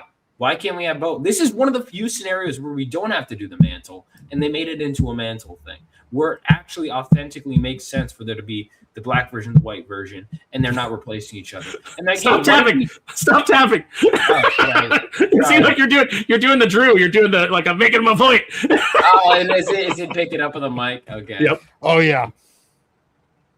But no, you're absolutely right. And again, this just shows you that when white guilt liberals look at a black person, they see somebody who is inherently different, and they have to elevate them. They have to put them up on their shoulders so that they can stand tall. I got you, buddy. And that's it's an insidious. But even beyond all that stuff, if you just think about it from a Green Lantern perspective, That's not Hal Jordan. He wouldn't misuse the ring and be forging bills so he could make people mad in a bar. He would, put on the suit to go and fly. He wouldn't be bitter about everything and just be a complete jerk the entire time to everybody because he hates his life so much, because that's not Hal Jordan. When he's explaining to John in the bar about how he got the ring and stuff, I was like, why am I not watching that show? Because that sounds like it would be a whole lot better than what I'm getting right here. And then John Stewart is not John Stewart either. I will say this. There's things from this that seem to be stolen from Gerard Jones' run on Green Lantern. And I know that they don't want to credit that because they don't want to give any money to Gerard Jones, because obviously, Gerard Jones has had some some legal troubles that we won't get into on the show. But the fact of the matter is that there's chunks of Green Lantern in this, and part of his mythos in this that's just enough to get the nerds to go, no, I think it's a good Green Lantern show. There's just enough bait kind of thrown out, but that's all that you get. You just get the little Easter eggs and the key jangling, and so that you go, oh, I liked that, and then maybe overall you go, well, I didn't love everything, but there's just there's breaks in logic in this show that just don't work from a writing standpoint. You have Hal continually lecturing him on this is a weapon. You have to decide when to use it. It's basically like a loaded gun. You're walking around with a loaded gun with a hair trigger, because it's based on your will, so you have to constantly be in control. And then Hal's like, look, I made a bottle opener, and then later John's like, let me light your cigarette with the, your post-coital cigarette with my ring. It's very flippantly done. And it's like, you can have characters that are inconsistent because everybody on some level has a certain amount of hypocrisy in their life. You can do that. But, when you establish in writing, when you establish the rules of what is, and then you just immediately break it, you tell your viewer that there's no point in investing in anything that the characters say or do, because everything is just going to be whatever we need for the scene at the moment. And also the idea of becoming a Green Lantern isn't that you don't have fear. Hal Jordan's talked about this all the time. Being a Green Lantern isn't not having fear. It's overcoming your fear and go and challenging it anyway. So this whole "are you afraid" question is just absolutely stupid. That's not how you would be chosen. Mm-hmm. But I mean, there's so much to pick, and the more I think about it, the less I like it. Or the whole talk about the colonialism and the I'm like, dude, what are we doing? Like on the farm, I didn't really dig it at all. And again, I think Kyle Chandler, I liked parts of the interrogation scene. To be fair, I did like parts of it. I think Kyle Chandler does his best work with what he's doing. Oh, the stupid Barack Obama. Yeah, that was, I like parts of it. Once he brought that, like, you must be an alien to bring that up. I was like, whatever. Dude. Yeah. Well, then when he has the you don't know who you don't know where Harry Potter went to school, the guy should have just been like, no, I'm a straight man. I don't know. Hey, Harry Potter is cool. I mean, but look at the age of that Potter book. You know about Hogwarts. Everyone knows. Everything I know. Well, everything I know through cultural osmosis. But this guy's just supposed to be like a long haul trucker.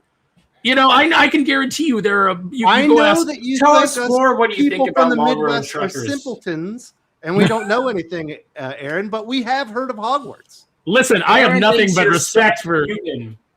I think that. I give nothing but additional points to people who don't know what Hogwarts is. Like if I met a guy, he's like, I don't know what that is. I'd be like, you're cool, man. You might be an alien. You might not be from this planet if you've never heard of Hogwarts. I thought some of that was clever. I wanted Hal Jordan to immediately turn to the camera and being like, coming to HBO Max this fall. How about this? The guy says that he has, within his spine, they've fused in some type of self-detonation device. Why is there a countdown? So people can save themselves? Like you're a walking bomb. In Justice League, why did the terrorists that were going to blow everything up and sacrifice themselves have a countdown on their thing instead of just a dead man switch? It's a story thing. It just is. I think it just has a suchness to it. Like, oh no, like terrorists doing that kind of makes sense. We want to be able to get away so we don't blow ourselves up. But these guys were ready to sacrifice. If you're ready to sacrifice themselves, you don't need a countdown. You don't need. You just need to flip the switch, man. No, we're all men here. We all like to open the microwave door. 1 second left on the microwave. You know what I mean? Because we disarm the bomb. Yeah, go beep, beep, beep. It starts, doing a little. Why did a bunch of aliens run out onto a football field after a last-second field goal victory in a high school football game and get shot? It was just dumb. Like, why would they go out on the football field? And why would Well, that's the mystery box, Wes. That's the mystery box that is totally going to have a completely logical and satisfying answer, as all these mystery box things do. The dude with the malicious people is going to be the one to have shot them. Will there be high-handed things about undocumented migrants smuggled into lanterns? Is that what I'm smelling already? Maybe they're seeking asylum. Dude, listen, Dave. Remember that Damon Lindelof read a Ta-Nehisi Coates book, and that changed his entire worldview. That's all you need to know about that guy. Yes. Screw that guy. Yeah, I'm not gonna bring the mood down, but I have personal. Do not like that guy, Ta-Nehisi Coates. So anyone who's like sucking them off, No. Yeah, but David Lindelof was also involved in Lost, and Lost was great for a few years. What, 3 seasons of perfect television? This is before or after Ta-Nehisi Coates broke his brain, though? Oh, 3. It was 3 seasons of perfect television. Mm-hmm. So they did the flash forward, right? Yeah, and then 4, 5, and 6 just kind of. But they also threw out all of the mysteries that had been crafted till then had answers. And they threw all that out by adding more mystery boxes that they never intended to answer. And then they didn't even answer the first ones.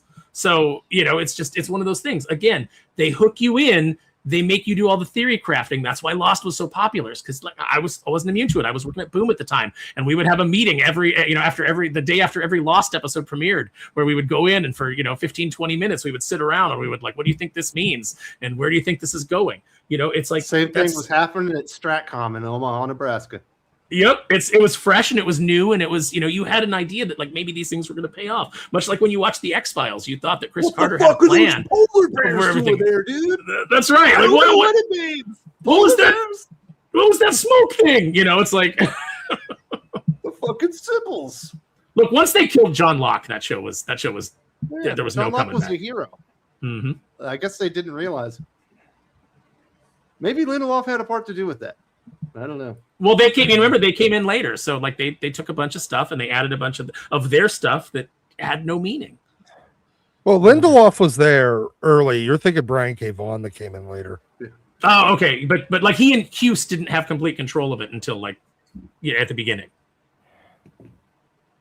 I know some of the writers. I do miss those cultural events where you had that water cooler show. Every when I was in Korea, anytime there was an episode of Game of Thrones, the next day, half the unit was huddled up talking about what happened. The fucking Red Wedding, and all the guys had read the book. I told you you're gonna like this episode. It's great. You fucking nerds. The book readers are always like, knew that was coming. I'm so superior to you TV watchers. I read the book. Fucking nerds. Mm-hmm. Ooh, this wasn't in the book. I miss those cultural events where everybody galvanized and got back or got around something, and we're excited about it. There's not really chill like that. And I do wish that we had that. I wish Lanterns was that, but I'm not gonna pretend when I'm around the water cooler yeah, man, it was great. Yeah, but with streaming and the fact that not everybody has access to all the popular shows, it's impossible to have those type of things anymore.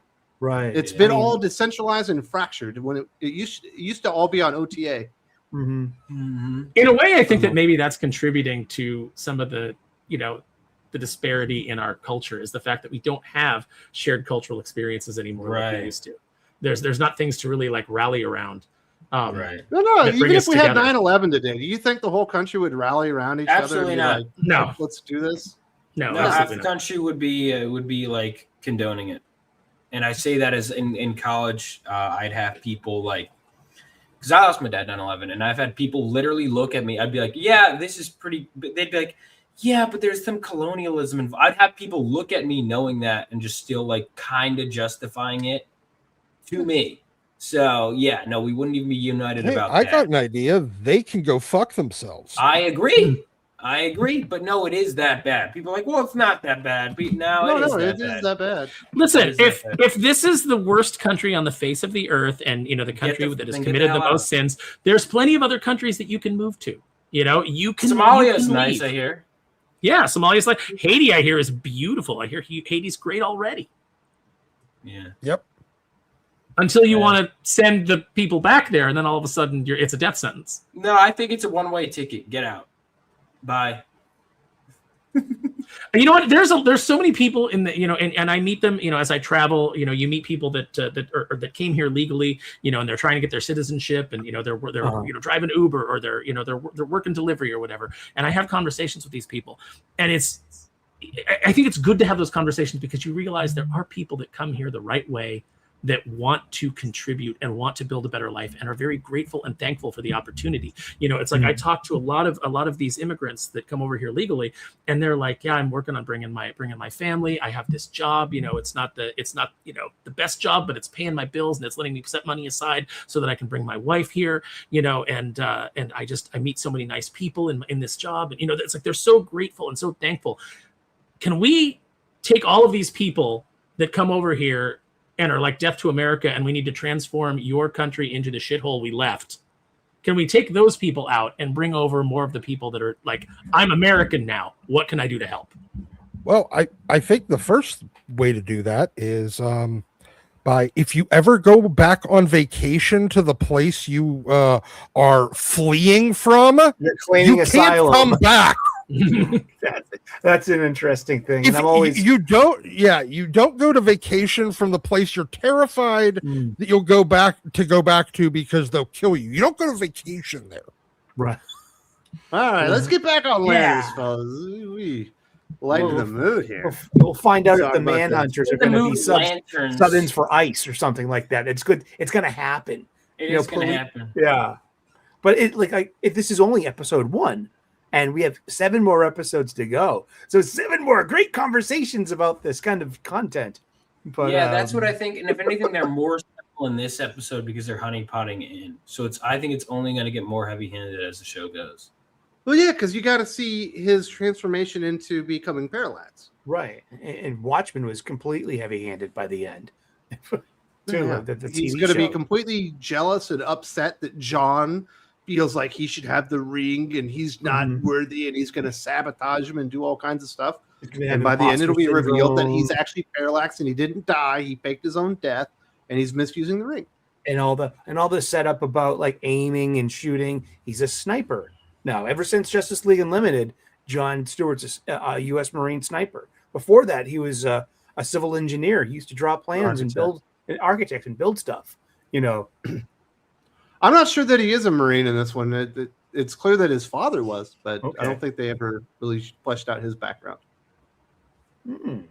So I'm not sure about that. If he was a Marine, he won't be happy with his service. It'll be, I mean, he does act like a Marine, like he is, with all the sir and things like that. Like the way that they're writing him seems like he's got military experience, but I'm sure that they'll find a way to subvert that expectation as well. Did he give any? I don't know, man. In the military, this is the thing that's weird about Hal in the book. Is like, he was in the Air Force, he was a test pilot and all that stuff. Like half the time you work in the military is training the guy that's going to replace you. Like it's a very normal thing, and it's like it's not like being in the corporate world where you have to keep all of your own information and become so vital to the company that you can't get fired. In the military, it's very normal to have an understudy that you train up. It's weird that Hal Jordan's like, I can't train this guy. I don't even want to speak to him. He might replace me. He wouldn't have that mindset.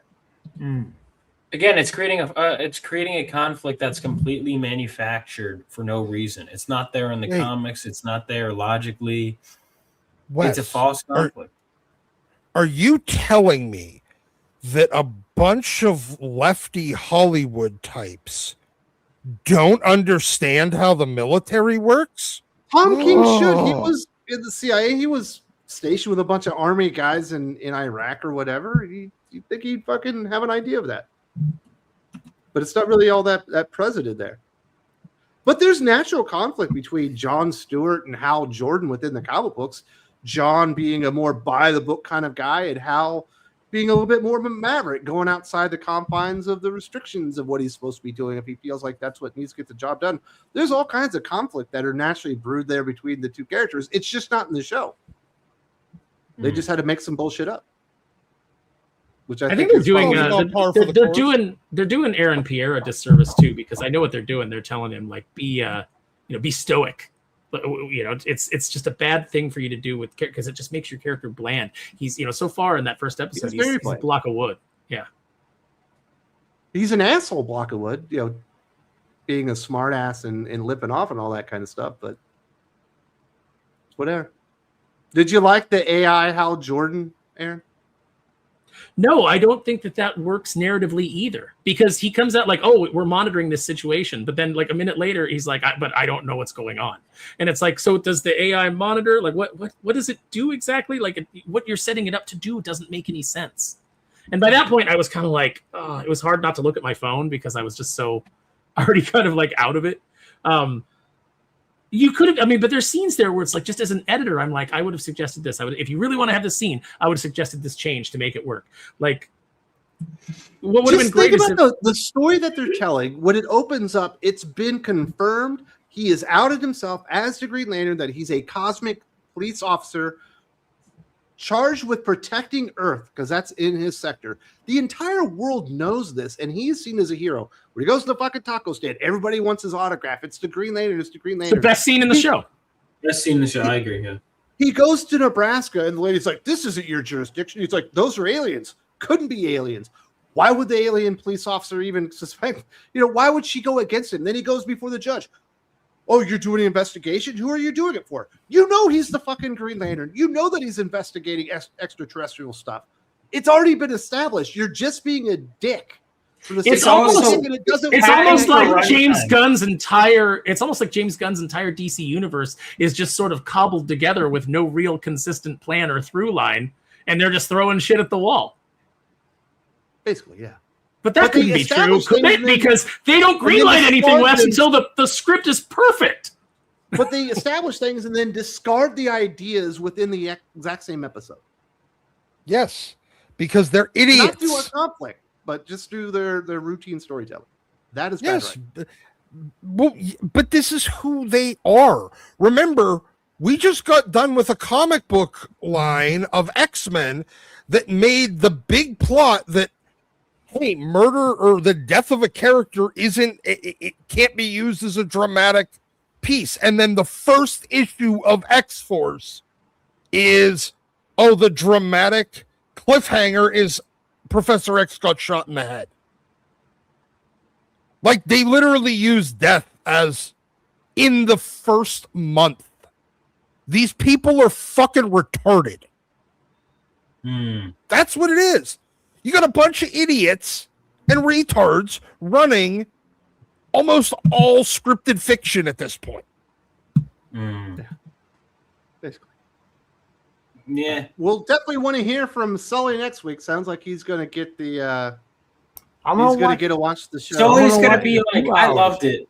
I loved it. Hey, you guys. Another Spider-Man 3. I can't wait to see Guy Gardner show up. Sounds like a lot of people enjoyed it. You might like it, Sully. Yeah. I can't wait to see Guy Gardner show up, though. I mean, for anyone out there in TV land wondering, why are Hal and John sharing a ring and Guy has his own? Well, because Guy is not the Green Lantern of Sector 2814. He was chosen by the Guardians for his aggressiveness and to solve problems with his fists. Kind of like a fist. How do you know that? When was that? That was out? Right around multiple times in the episode. He says, "I'm the only Green Lantern." Because we've seen. You're the old. Well, back in the old. But that's days, like in '96, right? That's so like because it's 3 different time periods. It's like I'm the only Green Lantern, and it's in that one spot.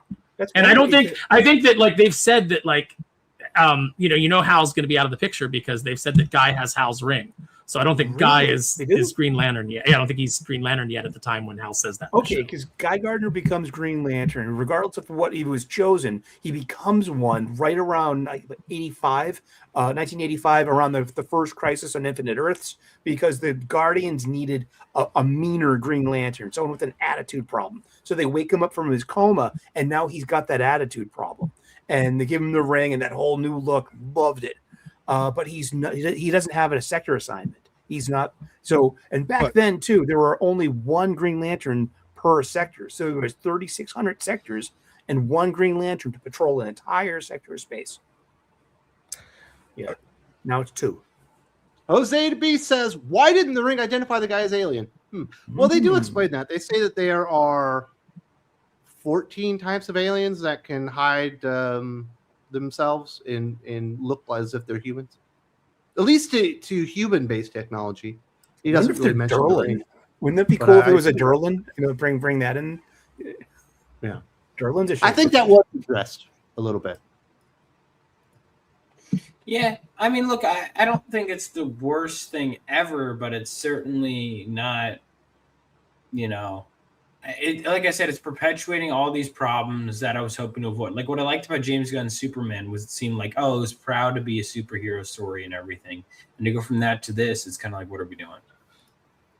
It is a bit jarring. He's got this weird R-rated side of the DCU with the family-friendly side of the DCU, and you're mixing them up with Supergirl, and now you've got a Green Lantern show. That's So okay, I did not watch this. Okay. I'm kind of staying the fuck out of this conversation. Okay. But you brought up a thing that I'm a little confused by then. So if we're saying that Guy Gardner in the Superman movie has Hal Jordan's ring, no, he from has the a ring. Lantern show. He has his own ring. Oh, okay. I thought you said that they said that he has. No. Hal Hal's Jordan ring. multiple times during the episode says, "I'm the only one, and you'll get Yeah, this yeah. ring when I'm fucking dead." Yeah, no, and I get that. I thought you meant. Never mind. Okay, I misunderstood something, and I was going to ask a question. My bad on the confusion.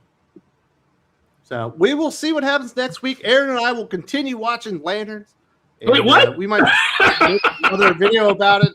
You're down the gonna- road, but you'll have to go check out the Geek Fix to find out what's going on with the Lanterns. Dude, Aaron, we're gonna do the Clockwork Orange. We're gonna get your eyes open, and you're just gonna watch the rest of it. Whether you want to or not. Well, let's get into some comic book recommendations. We didn't get to this earlier because you showed up so darn late there, I'm Vaughn. sorry, You have Phenomenova 1 through 5. What's going on here on Kickstarter? Yeah, should I pull up the campaign? Yeah, I'm sorry about Go that. for it, dude.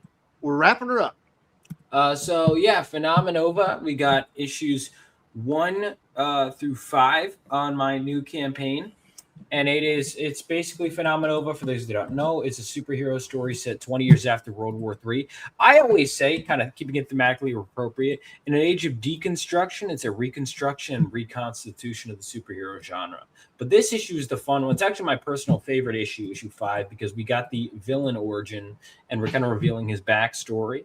The first 4 were really about my main character getting his powers and joining the title team and beginning his training. And then we also have a new book in my universe called The Wraith Crown. The Wraith Crown, it has more of a fantasy twist. It's set in a country that lost the war. And we have our main character, the Wraith Crown, who is also the son of a veteran, but his dad lost the war. And like from a country that lost the war. And basically, the Wraith Crown, his ability is he can conjure up medieval weapons, kind of like spirit magic, kind of like Green Lantern. And he could also summon a ghost army, kind of like how Aragorn's able to do in The Lord of the Rings. He can control a ghost army. And he's trying to liberate his dad, who was possessed by an evil warlock. So that's the Wraith Crown. And then we've got Phenomenova. We actually have a few hours left for you guys to get the 48-hour covers. 3 hours left. And then once those are gone, the only way you'll be able to get them is by backing a tier with all of the covers, which the 48-hour covers is these connecting covers right here. And then if you look through, we've got we've got the main cover, this variant right here, this one, and then we even have some homages. This one is an homage to the 78 Lord of the Rings poster, and then this one is an homage to Full Metal Alchemist Brotherhood. And for those of you that are artists in the chat, I know some of you were talking about it. We've even got fan art contests. You can see all the rules on my Kickstarter. So if you check that out, winner of the Phenomenova art contest will get their piece in the book and also a free copy of issue 5. And then you've also got the Wraith Crown one, and the winner of that art contest will get their piece as the back cover for the book. So, yeah. Nice. I backed mine yesterday. I got mine. Thank you. Pre-order. I got Juju's cover too. That's cool. Yeah. So this is what I got going. I've already got the 4th issue, so proof that I've delivered, and I will continue to deliver. We've got foil covers, even added metal covers this time. So anything you get, we got. We even have, if anyone here is a Rippaverse fan, there's some Kanan White stickers, and one of them features my character and Arcstream. side by side. So there's even a crossover sticker. Very, very cool. Well, congratulations, Vaughn. Fully funded, already beaten some stretch goals. Yeah, well, not yet, but we're gonna get there. Oh, I thought it already went past the 3,000. Oh no, it was it's the 10K stretch. It's the 10K. Oh, I thought you were trying to get past the 4,000 stretch goal. I mean, I'm always trying to get past that. What I do, so this is a little thing, is I'm like, next goal, I put like little goals, quote unquote, which basically means we hit 4K, now we're at 5K, now we're in 6K. So yeah. Well, congratulations on the success, dude. Thank you so much. And yeah, sorry, I lost the fight with my snooze button this morning. It's all good, dude. It happens. Sully, you recommend anything this week? Yes, I'm recommending that Vaughn get a Green Lantern Man ring and make a giant boxing glove to knock out that snooze button with. I got 3 things at my local comic book shop this week. I was looking at, because I had 1 book on my pull list, only 1. So I felt like I needed to buy a few things. It was a good opportunity to look at my list. I keep a list on my notes on the phone. I needed this. I needed to get issue 6 of the Book of L because I was missing it. I forgot to get it that month. And so always keep a running list. You never know when you're going to run into something that you need.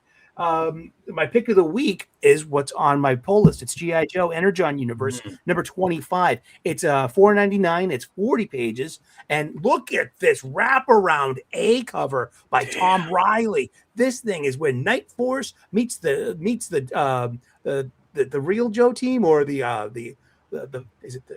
that the real Joe team, or which is the real Joe team? They're both the G.I. Joes are the Joe team. Night Force is their covert team that they didn't even know existed. Yeah, and looking forward to it. And it's a great use of Baroness. I love the tension building here, and we open it up, we see snake armor. I had snake armor. Look at this double page spread. Look at this beautiful page. I love snake armor. Then we've got a repurposing of something and a new character, a new bad guy. And I'm like, I like this, because did Cobra Commander, if he was Joker, did he just get his Harley Quinn? We're going to find out. Keep reading. And I spent some money. I spent $10 on this. It's Wonder Woman Blood and Guts. This was from the New 52, collects the first 12 issues of Brian Azzarello and Cliff Chiang's awesome story. I forgot how good this is. It's $10. Do yourself a favor. Pick one of these up. These are great. They also make great gifts. You could probably lend them out to friends and not worry about ever getting them back. But I'm really happy I bought this. This is a real good story. And those are my my picks of the week, what I bought this week at my local comic book shop. I'm a Wednesday warrior. So go out, support a local business. It's a bookstore. It's the American dream. It's a small business. Go and spend your money there. Talk to people while you're there. Hey, what are you reading? You know what I mean? It was fun. I was in line at the register. There was these 2 guys getting their books, and they're chefs from the hotel next door. And I'm like, hey, chef, aren't you dragging wings to table 12? And he looked at me like, oh, shit. Like, that's awesome. That was funny as hell. What's your LCS? Because I used to do like all of them in Boston. I'd go around. The chain has contracted mightily since then, but I go to New England Comics in Quincy, Massachusetts. They used to have several stores, and they were the home of, you guessed it, the Tick. Spoon, Arthur, the whole thing. That's where it was one of these post Teenage Mutant Ninja Turtle homespun little magazines that just caught on. So New England Comics, NEC, is the home of the Tick. And now there are only 2 locations remaining. And I go to one, the same store I've been going to since I was about 12 years old as well. Very good. We do not have Dylan with us because he's got some other plans, but he would have recommended everyone check out G.I. Joe, Battle Beast, Red Coat, Punisher versus Spider-Man, Absolute Flash, and Deathstroke the Terminator. It was actually a really good week, especially if you're Dylan, because all the books he likes basically hit this week. Sparrow, what are you recommending? You got any toys? You got comics? Well, I'm going to piggyback off of Sully saying that he likes snake armor, and I'm going to go ahead and recommend you go out and pick up some snake armor. Wow! So there's the classified snake armor. It opens up here. It opens up here. Like you pop these little. This is hard to do backwards. Anyway, you pop this open, this thing comes down so that your Cobra Trooper can climb up inside and get in the driver's seat. This is a spectacular toy that I have wanted for a while and finally received this week. So I'm super psyched about this. So aside from the issue of G.I. Joe that's out this week, I highly recommend the Snake Armor. And there's a Mars Crimson Snake Armor up for pre-sale on, you can get it on Amazon, on Hasbro Pulse. I already pre-ordered mine. Yeah, I pre-ordered too. I can't help it. What else you got for us, Aaron? You got another 2 minutes of FaceTime. No, I don't want that. I don't want to be on. What are you doing to me? Hi, everybody. Hi, everybody. Hi, Dr. Nick. I hate. Hello, everybody. Hey, everybody. You have Hi, skin Dr. failure. Oh man. Hey, actually, real quick, honorable mention to Thor 800. I thought it was okay, and I like the What a huge ringing endorsement. Yes, there's my endorsement. It was okay. Dude, okay It didn't is make me great want to coming out of stab Marvel. myself in the face. All right, Jesus Doc. You fucking got anything to Christ, recommend, Sully. dude? I recommend that anytime you get one of Sully's tepid endorsements, you definitely don't like Grains of salt. yeah, like congratulations. There's sand on a beach somewhere too. Well, Doc, somebody fuck. already heard you talking and realized what kind of channel this is. Oh My yeah. water And was announced too wet. announced their departure. My water was too Oh. wet and it was loud. He lost his Yes. supporters as a Doc. And but I definitely recommend you go check out our review of we'll have the Queen in Black review up soon, and we will be also having the review for Spider-Man Incredible Hulk Fire and Brimstone #1, the triumphant, and I use that term very much in quotations, return of Kevin Smith to the Marvel Universe. It is the worst comic book I've read this year by fucking far. Quite possibly the worst dialogue I've ever read in a book. And it's right on the on par with like that Fire and Ice Welcome to Smallville or the Dog Fucker book or the Galaxy books that I've gotten forced to read. But so I definitely recommend you go check those reviews out when they pop up on the channel. I went to my comic shop on Tuesday and didn't realize what day it was. And they actually gave me my comics for Wednesday. And then when I went to check out, they're like, yeah, we can't fucking sell you these yet, dude. I'm like, oh, shit. All right, fine, whatever. And then I just never went back this week. So This week's I have G.I. a bunch Joe of is stuff fucking sitting there. hot. Best issue Instead, of the run so far. I know. And I fucking love every issue of it so far. And I think I have G.I. Joe and G.I. Joe Real American Hero there. And Battle Beast. So it's definitely a skybound week. But I'm going to recommend you go and find one of these. These are just like the action soldier but they really cool face paint or face paint and a lot of really nice accessories and everything for this. It's kind of a troop builder figure, and they're a little expensive, but if you can find them on sale, they're really fucking cool. I do like these.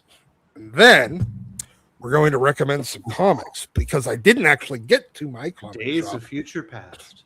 We're going to go with Uncanny 141. I know you might have heard of this issue. Days of Future Past. I don't know. Maybe they made a movie. Maybe. But look at that. Look, it's the third to last issue that Byrne did on X-Men before he left. And then you can just jump right into Elsewhere. Then we will go with, I love this variant. This was like a surprise variant back in the 90s. It was like just a random 1 in 4. and they didn't announce it. They just stuck one every four copies you bought was this. So this is 25% of the run. And I really like the Steve Seagle, Joe Kelly era of X-Men. I know a lot of people are like, well, it's not Claremont. No, the fuck it's not Claremont. But Lobdell, Byrne, and Siegel and Kelly all did amazing jobs as follow-ups for Claremont. And they really picked at a lot of the seeds that he planted. And then we will go with, this is just an awesome cover. Yeah. I love this fucking cover. Oh, man. I mean, like, if you're going with like iconic covers, if that's Marvel needs more of these kind of iconic covers. They're partially like story based, but they're also just fucking look at this. This is Doc. I mean, I was a senior in high school, and this is what introduced me to Jim Lee and Scott Williams. Yes. I mean, dude. That's one of those covers where it's like, this is a cover that says this is the last thing the bad guy ever sees. Like, you know, this is the cover that tells you have effed up. Bad. You fucked up so bad. Shit's about to go south real hard. But this is such a great cover.